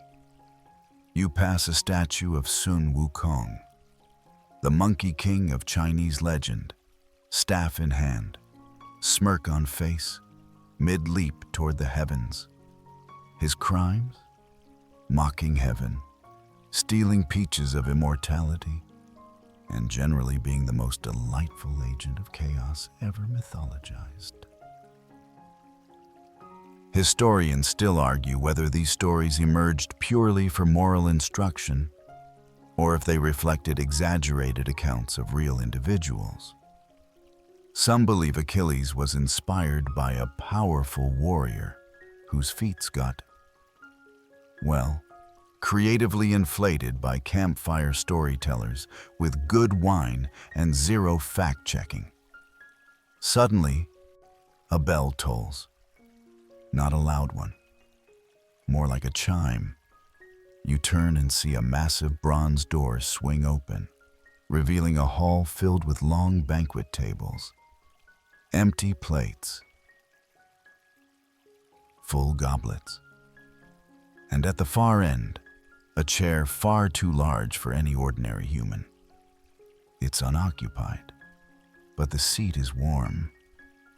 A fringe legend from the Inca tells of Apu Ilapu, a hero god who rode lightning across the Andes, battling drought demons with his golden sling. Some say thunder is his voice, others say it's him cursing traffic jams. You walk past the tables. The air here smells of roast meat, old parchment, and bronze. You can almost hear laughter, boisterous, confident, immortal. Heroes, it turns out, rarely whisper. A tapestry catches your eye. It's frayed, but still vibrant. It depicts a line of heroes from different cultures: Egyptian, Norse, Greek, Persian, all handing a torch from one to the next. The last figure in line is unfinished, no face, just the shape of someone standing, waiting. You pause, because it looks like you. A quiet realization creeps in. Myths don't always celebrate gods. They build humans up until they matter too much to forget. Until they become impossible not to exaggerate. You exit through the other side of the hall, past pillars shaped like giant fingers. The sky feels closer now, stars crowding overhead. A breeze catches your sleeve and makes it flutter like a cape. You smile. Because in the land of demigods and heroes, sometimes the most important part of the story is the listener. The trail beyond the hall narrows, carved into a windswept ridge that snakes along the edge of a canyon. You steady your steps. Below, the land stretches out in fractured layers, cliffs that look like shattered tablets, as if someone once tried to write something here, but the message broke mid-sentence. And there, Standing in defiance of wind and gravity, rises a tower. Not a graceful spire, but a jagged, stubborn thing. Built from stone blocks so immense you wonder how anyone could have lifted them. It leans slightly, like it grew weary of its own ambition. This is the Tower of Tongues. In myth, it was once the world's grandest monument to unity or to arrogance, depending on who's telling the story. A place where humans spoke the same language, worked side by side, and reached for heaven not with reverence, but with bricks. A mainstream fact. The story of the Tower of Babel appears in the Hebrew Bible, where it said that humanity's unified language and effort offended the divine, prompting God to scatter their speech into many tongues. But similar myths exist from Sumerian, Mayan, and African traditions, each telling of a time when humans were split apart by sudden confusion. You approach the base of the tower. Etchings cover its stones. Scripts from dozens of civilizations layered over each other like a graffiti wall that spans millennia.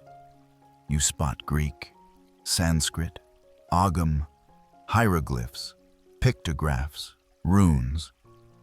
Some even shift when you look at them too long, like they're choosing how to appear. Historians still debate whether the Babel myth was symbolic, a warning, or a memory of real linguistic divergence. What's undeniable is that the more humans scattered, the more stories they invented to explain why. You climb carefully. There's no clear staircase, just handholds carved by hope and stubbornness. Each level brings a different sound, laughter in one tongue, prayer in another, lullabies in a third. Some you recognize, most you don't. But strangely, you understand them. A whisper accompanies you as you climb, sometimes male, sometimes female, sometimes neither. Language is the first spell, it says. It builds, it breaks, it binds. You reach a wide landing where stone benches circle a central column. Each bench is marked by a culture's symbol: yin-yang, ankh, spiral, sun wheel. One bench bears only a mirror. You sit. The mirror ripples. It doesn't reflect your face, but scenes from your life. Moments when words mattered, a secret shared, a joke told, a misunderstanding that shaped everything after. You remember something odd. As a child, you once made up a language, gibberish to everyone else, but it made sense to you. And maybe, just maybe, something heard it.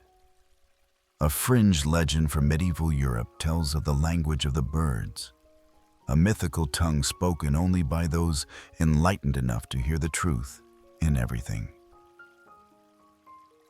Alchemists believed that understanding this language granted wisdom beyond books, because nature itself, they said, was trying to tell us something. You touch the central column. It hums beneath your fingers. The words etched into it rearrange slowly, spelling something familiar. You are the story retold. Wind rushes through the tower's hollow center. It carries phrases from all the benches, mixing them in a chaotic symphony of voices, rhythms, dialects. And yet, no fighting, no clash, just chorus. You smile. Maybe division wasn't punishment.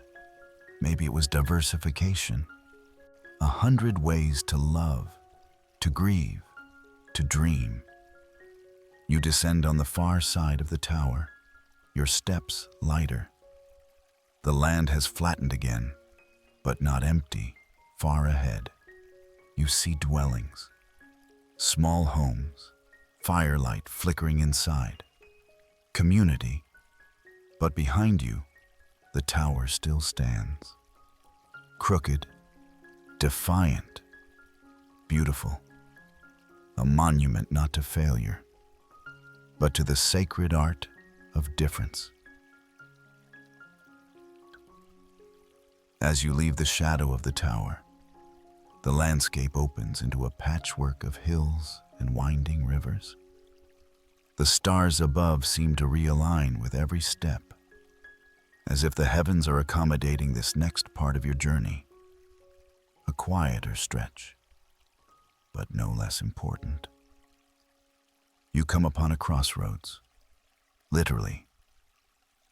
4 paths branch out like a compass, each marked by a different kind of pillar. One of bone, one of crystal, one of twisted wood, and one of rusted iron. And in the center, a stone slab etched with a single word, written in dozens of languages. All of them mean the same thing. Why? This is the place of questions, the mythic crossroads where cultures try to make sense of confusion. Why are we here? Why do we dream? Why does everything eventually fall apart? And perhaps most persistently, why can't we understand each other? This is where myths of division, borders, and languages collide. A mainstream fact: linguists estimate that there are currently over 7,000 spoken languages in the world, many with no written form. And each language encodes reality slightly differently. Some have no word for future, others no word for left or right, only cardinal directions. Your words literally shape your world. You walk toward the path of twisted wood. Along the way, small wooden figures stand on posts, carved faces from different regions, all mid-sentence. Some are smiling. Others look lost. One figure simply has its mouth open, wide and round, as if waiting to be filled with meaning.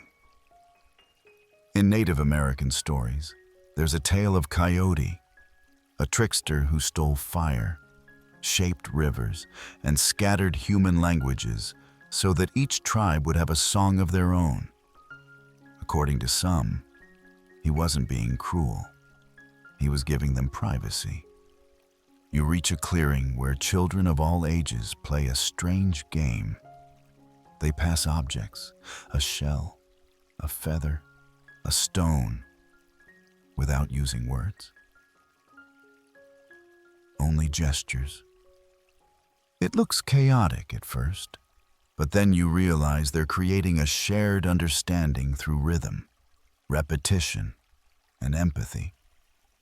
The kind of communication that existed long before dictionaries.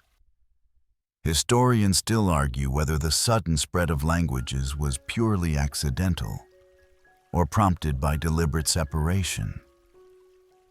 One fringe theory claims that early priest kings created separate tongues to control knowledge, each dialect isolating a layer of sacred truth. Like building a library where each book is written in a different code, you continue toward the pillar of crystal. Along the way, the path becomes increasingly reflective. Each step shows you not just your face, but faces overlaid from other places, other versions of you, speaking other languages, dreaming other dreams. A voice, quiet but clear, says, "Every story begins in the mother tongue, but it finishes wherever someone listens." You reach the pillar. It's warm to the touch, despite its icy appearance. Words spiral up its length, phrases of longing, poetry, songs of farewell. One section glows faintly. You squint. It's a lullaby, in a language you don't know, but your heart aches anyway. A breeze moves through the clearing. The trees sway, not in opposition, but like dancers mirroring each other. You realize that maybe confusion isn't the end of understanding. It's the beginning. A signal that more listening is required. At the edge of the clearing stands a weathered archway. Beyond it, the air feels heavier again. Not with danger, but with importance. A shift in tone. You take one last glance back at the crossroads. The pillars remain. The faces on the posts still speak. The children still play. And at the center, that slab still bears the question, why? But now, it's glowing faintly. Maybe it's not asking anymore. Maybe it's just reminding. You pass under the archway and step into a realm carved not by nature or the divine, but by law, myth, and ambition. The terrain sharpens, roads paved in dark stone, walls rising like jagged thoughts. Everything placed with such exactness, it feels suspicious. Ahead stands a grand gate flanked by obelisks, their surfaces etched with thousands of tiny characters. Not pictures, not quite letters, something in between. A script meant to be felt more than read.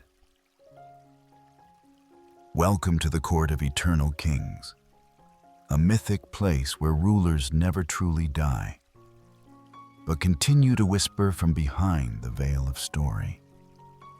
This is the domain of empire builders, warlords turned legends, and philosopher kings who shaped the world so profoundly, their names echo even now, sometimes louder than facts allow. A mainstream fact, Alexander the Great was so admired in his lifetime that legends of his conquests made their way into Persian, Arabic, and Indian folklore. He became Iskander, slayer of monsters, seeker of immortality, and oddly, builder of a wall to keep out the people of Gog and Magog. Historical accuracy?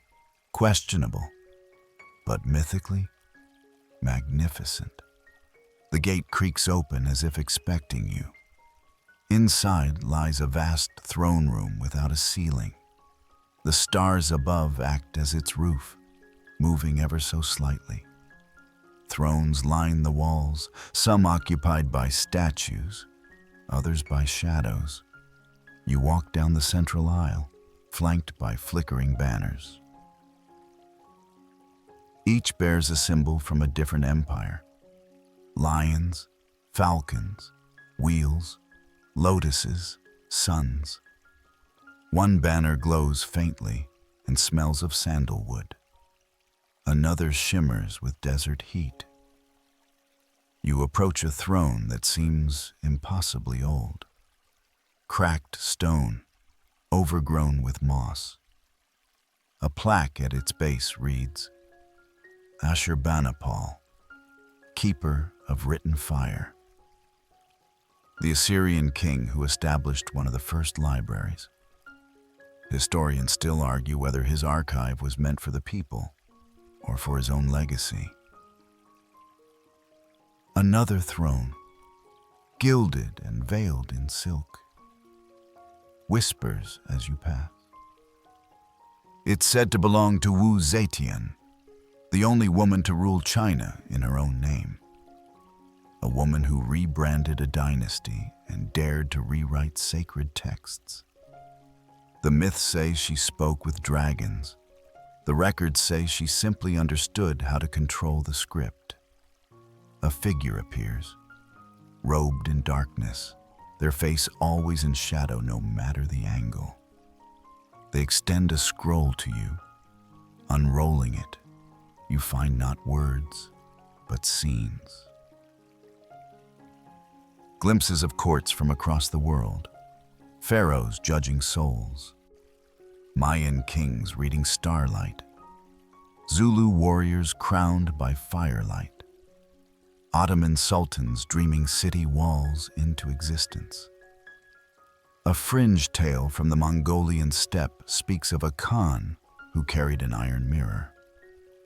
When held up to a ruler's face, it showed not their reflection, but how history would remember them. Most never looked. Some did, and changed course that very night. You step onto a mosaic floor at the chamber's center. It pulses with energy.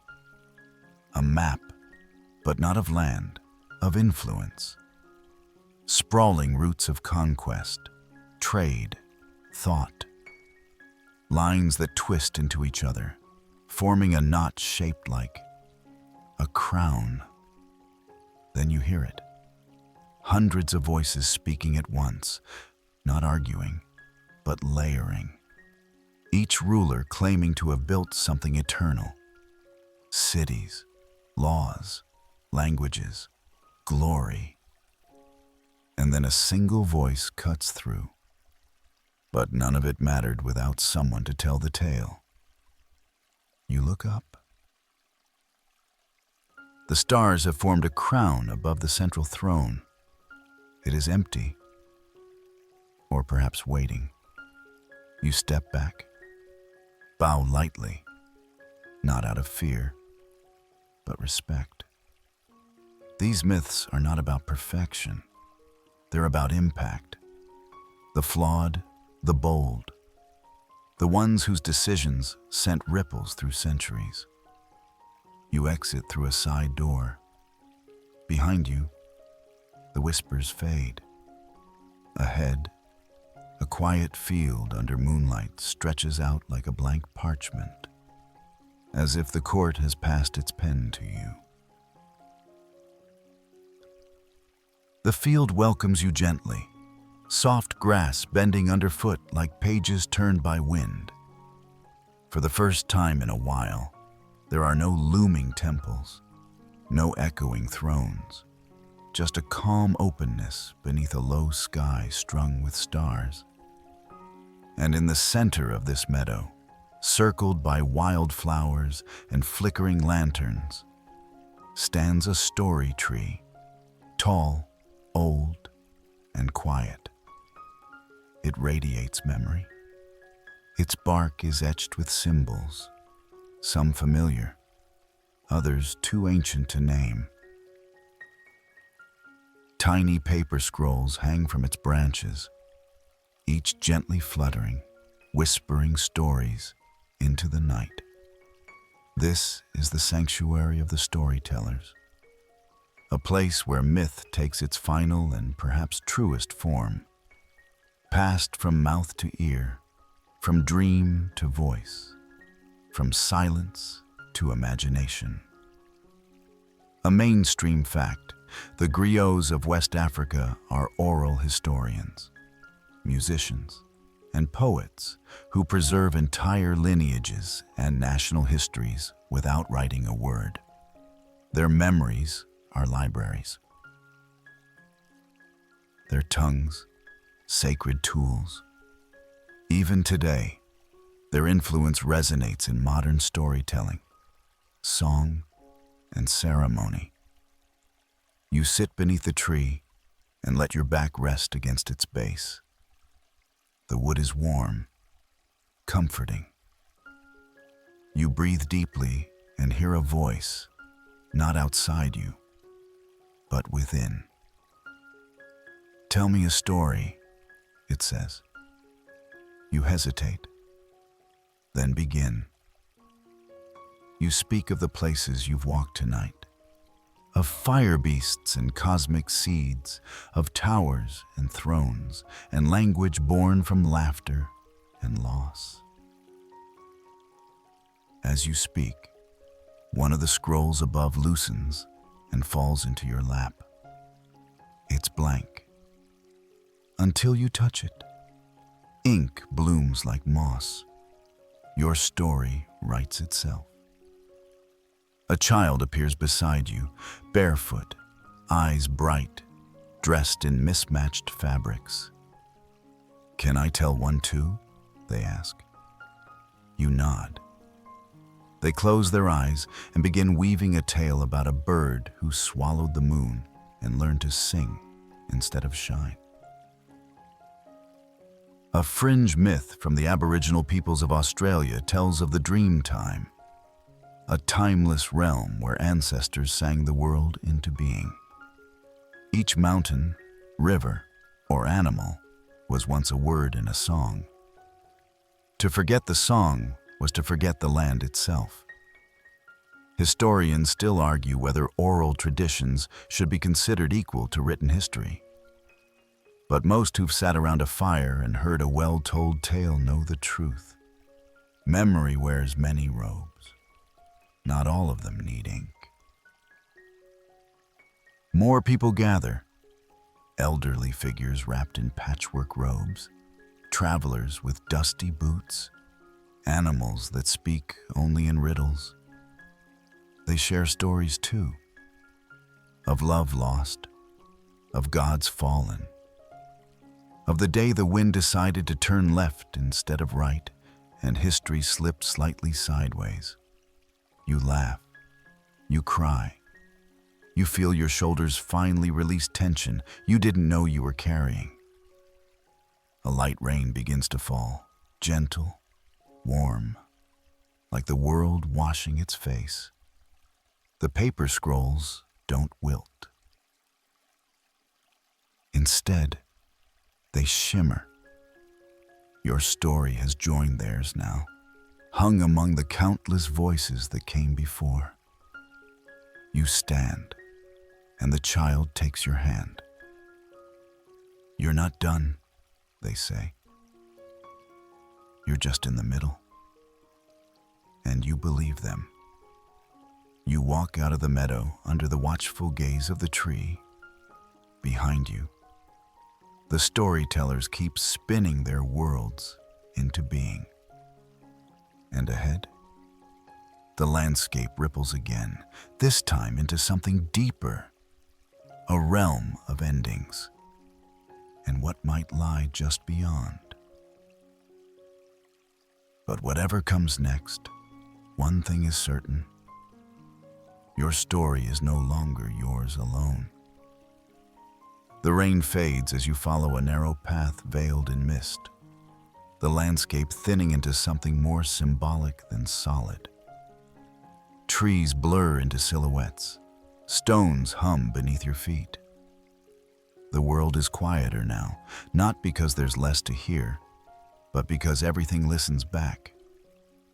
You've entered the Threshold of Afterlore, a space between myth and memory, where stories end, loop, or transform. This is where gods become ghosts, and legends choose whether to linger or let go. Ahead stands a bridge.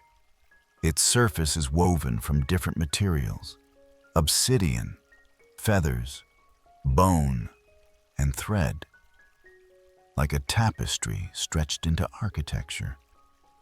It spans a chasm so deep that no echo returns from below. A single lantern sways gently in the center. A mainstream fact: many cultures have myths of the afterlife requiring a bridge to cross. The Norse Bifrost, a rainbow path to Asgard. The Zoroastrian Chinvat Bridge, where souls are judged. And the Islamic As-Sirat, said to be thinner than a hair and sharper than a sword. You place one foot on the bridge. It holds. Barely. Each step sends a ripple along its surface, like you're walking on woven memory. Halfway across, the lantern brightens. A figure sits beneath it, cloaked, faceless, but not frightening. They hum a song with no melody, and in your mind, you hear their question. Do you wish to remember or rest? You keep walking. Beneath the bridge, images flicker in the mist. Scenes from the journey you've taken. The glowing forge of the fire beasts, the endless library, the story tree. Faces you passed, names you didn't quite catch. They wink back at you, not asking to be remembered, but simply acknowledged. A fringe myth from an ancient Himalayan village speaks of the Nameless One, a being who collects discarded stories, unfinished poems, forgotten deities, canceled rituals, and carries them to a realm beyond even myth, where they become dreams for unborn civilizations. Historians still argue whether this tale was metaphorical or just a poetic excuse for why some cultural records went missing. Either way, the sentiment lingers. At the far end of the bridge, the land reforms. But it's blurry. Not indistinct, just unwritten. A place waiting to become whatever you need it to be. Rolling hills one moment, quiet ocean cliffs the next. There, on a stone bench, sits a woman with wings made of stitched parchment. She looks up as you approach. You're early, she jokes. Or maybe time's just late. She opens a book bound in bark and gestures to the page. It's blank. You've walked far, she says. But this chapter hasn't been written. You ask what happens next. She shrugs. Depends who listens to your tale and what they need from it. You think of those who've walked with you in dreams, those who might fall asleep to your voice tonight. Maybe a child on the other side of the planet, tucked under a blanket, wondering if heroes are real. You smile, because they are. You sit on the bench, and the mist clears slightly. In the distance, a mountain looms, its peak unseen, but glowing faintly. The road to it is winding, quiet, long, but somehow, you know. That's where your story is heading next. And behind you, the bridge holds, waiting for others. The path curves gently upward, and though the climb begins, it doesn't feel like effort. The ground underfoot is soft, mossy, springing slightly with each step as if the land itself is encouraging you onward. Above, the stars have changed. They form constellations you don't recognize. New stories, maybe, or old ones in different alignments, a wolf with wings, a tree cradling a river. A laughing mask hovering beside a weeping one. You're ascending toward the Mythic Summit, the quiet mountaintop where stories rest not in conflict or conquest, but in understanding. It's not the place where myths begin, nor where they end, but where they breathe. As you walk, voices rise like morning fog, not speaking, but humming, echoes of myth makers and listeners alike. You don't understand the words, but you recognize the feeling. A mainstream fact: in Hindu cosmology, Mount Meru is the sacred center of all the physical, metaphysical, and spiritual universes. It's described as both a physical peak and a divine concept, so large that the sun and stars revolve around it. Entire mythologies revolve around such sacred mountains. You crest a hill and see a circle of stones, each with a candle burning at its base. No wind dares snuff them out. You sit at the edge of the circle, and a strange thing happens. You forget your name, but not in a scary way. More like shedding an old coat. All that remains is the listener, the dreamer, the voice in the night, gently guiding others down forgotten paths. A figure across from you lifts their eyes. You don't know them. Or maybe you do. Maybe they've always been there, just in the corner of your imagination, whispering story seeds during long, sleepless nights. They speak. Finally, do you know the difference between myth and memory? You shake your head. Only distance. You look around the circle. Each stone bears a symbol from a myth you visited. The sun mask from the first dream, a small golden feather from the fire dragon, the spiral crown from the demigods, the story tree's leaf. Everything you've seen, heard, and touched is here. It hasn't disappeared. It's just waiting. You rise. The summit is near. The final stretch of the climb leads to a single, flat stone slab, open to the stars. And carved into the stone is a spiral staircase. Not one you walk, but one that turns inward. A symbol of reflection. You sit at the center. A fringe belief from an old coastal tribe tells of the one who listens beneath. A silent being who lives under all stories, recording them with no judgment. When you speak your dreams aloud at night, they're collected, not for reward or punishment, but simply to be remembered. Historians still debate whether such beliefs emerge to comfort or to explain the vivid clarity of dreams. Either way, the comfort lingers. You close your eyes, and the stories return, not as memories now, but as feelings. Warmth from the hearth of the library of flame, the trembling silence of the tower of tongues, the laughter of the monkey king, the chime of the lantern on the bridge. You breathe them in, and when you exhale, the mist curls around you, not to obscure, but to blanket, to soothe, to preserve.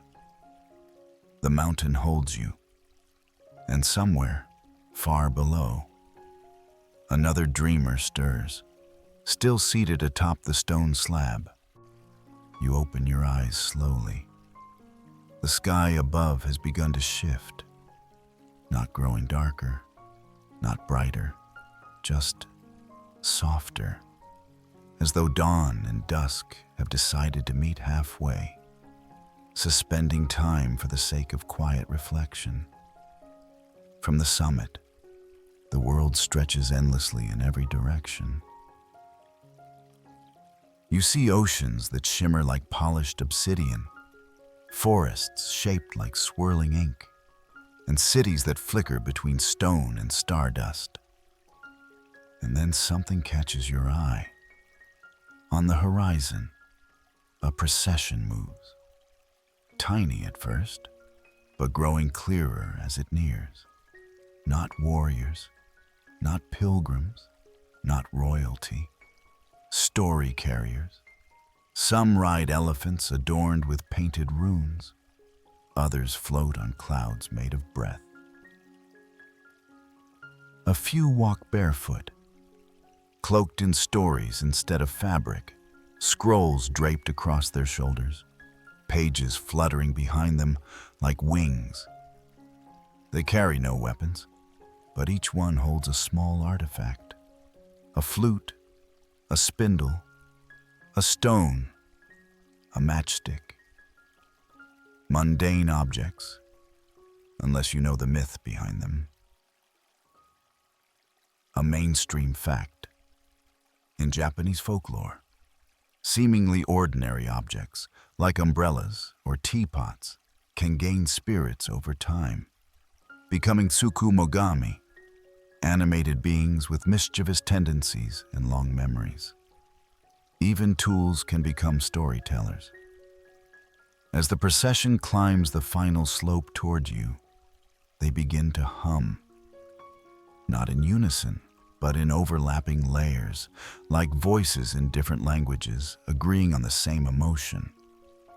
The hum forms a song you feel in your ribs before you even realize it. One figure steps forward.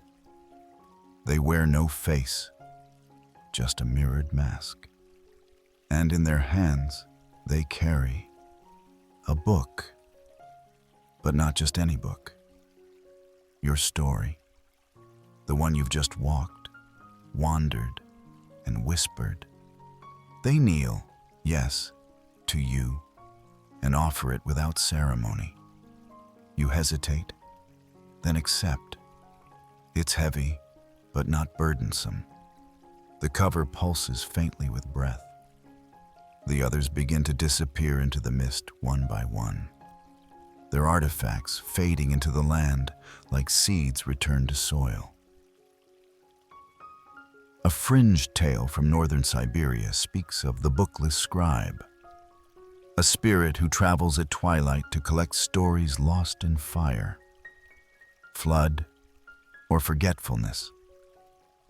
They rewrite them in the snow, so that even if the world forgets, the earth remembers. Historians still argue whether such stories reflect real rituals or psychological comforts, but when you hold your book in your hands, it doesn't feel like comfort. It feels like continuation. The mirrored mask turns its reflection towards you. In it, you see every listener who has ever leaned closer to hear a tale. Wide eyes, drowsy smiles, tearful blinks, a child drifting off mid-sentence, an elder remembering something long buried. You see yourself, and the mirrored figure bows once more, then dissolves into glimmering letters that scatter on the wind, joining the stars above. You turn your gaze skyward. The constellations shift again, now forming a quill. You smile, because this was never a tale told to you. It was told through you. The book in your hands warms slightly, as if acknowledging the truth you've just uncovered. The summit behind you now feels like a place you were always meant to pass through, not to stay, but to understand. Ahead, the path descends, not downward, but inward. A spiral ramp that coils gently like a seashell, drawing you toward the center of something vast, ancient, and quiet. This is the Chamber of Echoes, the final vault where myths are not told or sung, but simply felt. As you walk, the walls shimmer faintly. They're not made of stone, but of memory. They flicker with soft, translucent images, flashes of the stories you've walked, the fire dragons, the divine library, the trickster gods, the tower of language, the story tree, the dreamlike summit. Each image pulses once as you pass, then fades into softness. A mainstream fact: Joseph Campbell, the 20th century mythologist, described the hero's journey as a universal narrative arc shared across cultures: departure, initiation, return. But he also warned that myths must evolve to survive. When they stop adapting, they become relics instead of roadmaps. You reach the heart of the chamber. It's a circular room, simple, uncarved, utterly still. In its center lies a single pool of water, perfectly still, perfectly round. Framed by concentric rings of stone that radiate outward like time itself, you sit beside it. Your reflection stares back, not just you as you are, but every version of you that this journey has touched. The one who began it, the one who questioned it, the one who kept walking anyway, the one who listened, and now, the one who carries the tale. The chamber breathes. You hear voices, not loud, not distinct, but present. A lullaby sung in a long-forgotten tongue. A myth told to a child by firelight. A prayer whispered to a starless sky. They do not clash. They harmonize. You reach into the pool. The ripples carry your touch outward. And as they expand, so does something inside you. A recognition that you are both vessel and voice. Myth is not only the story, it is the one who listens, the one who remembers, the one who dreams. A fringe belief from a vanished Pacific island culture tells of the Sea of Names, a hidden lagoon where every story, once told, leaves a trace in the water. When someone dies, they are lowered into the lagoon, and if the water sings, it means they have become part of the myth stream. Historians still debate whether the lagoon existed at all.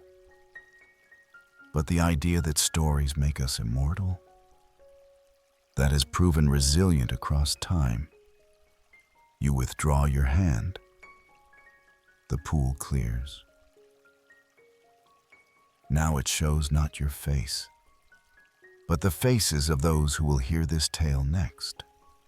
A child in Kansas, a student in Cairo, a tired soul in Seoul. Someone you will never meet, but someone who will dream just a little differently after this. The room dims, not in fear, in gentleness, as if the world is tucking itself in.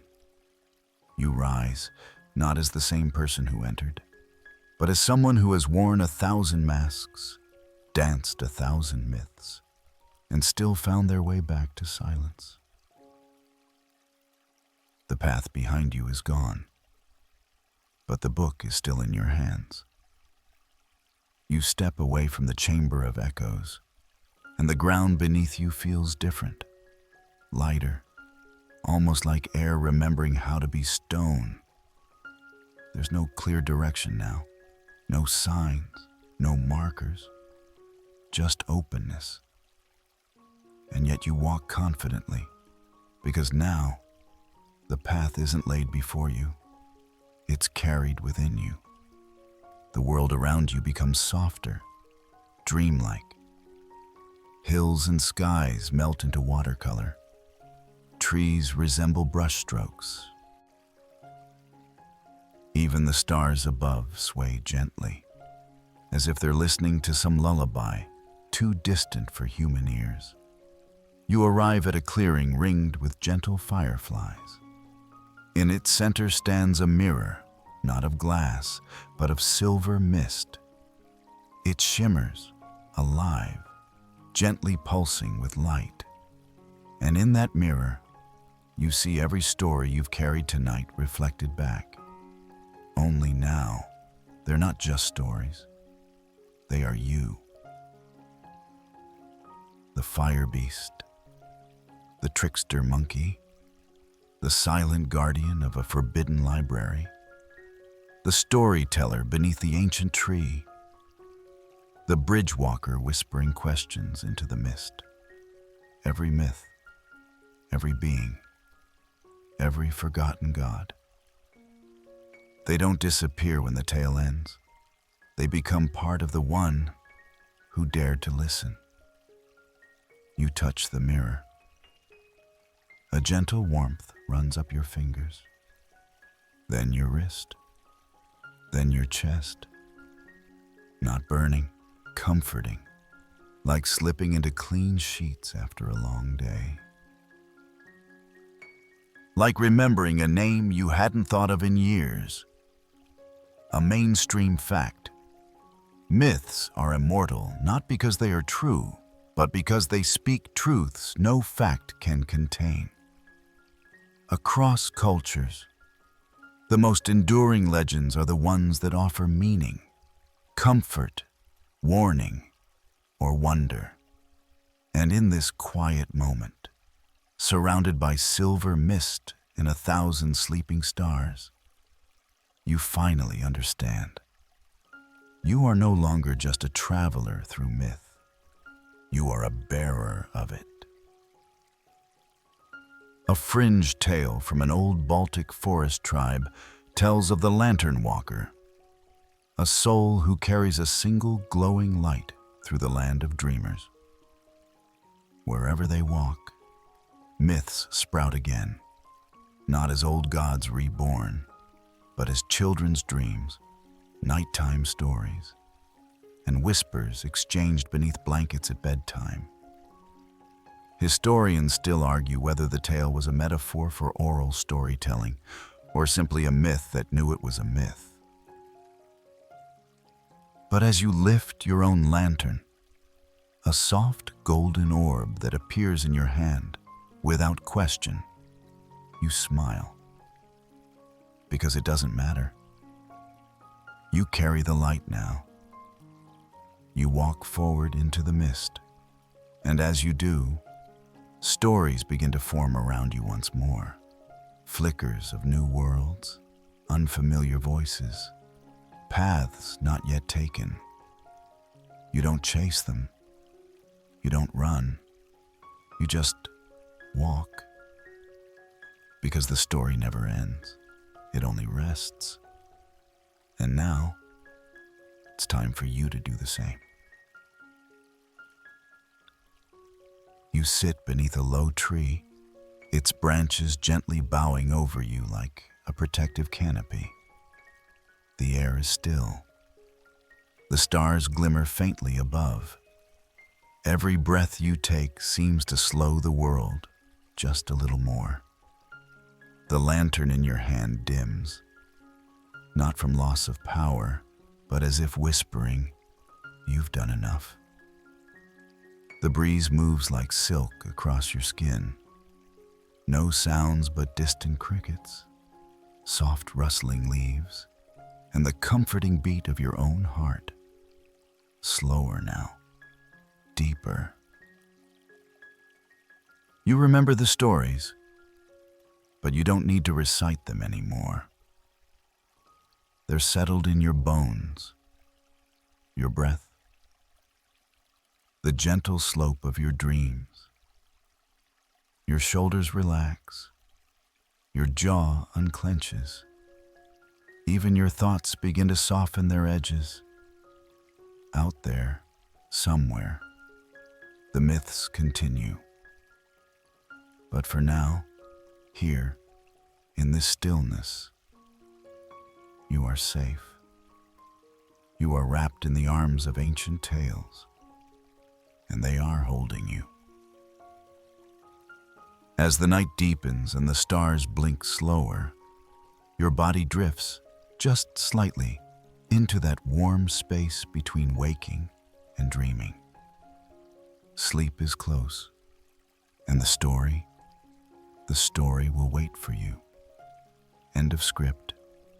Sweet dreams.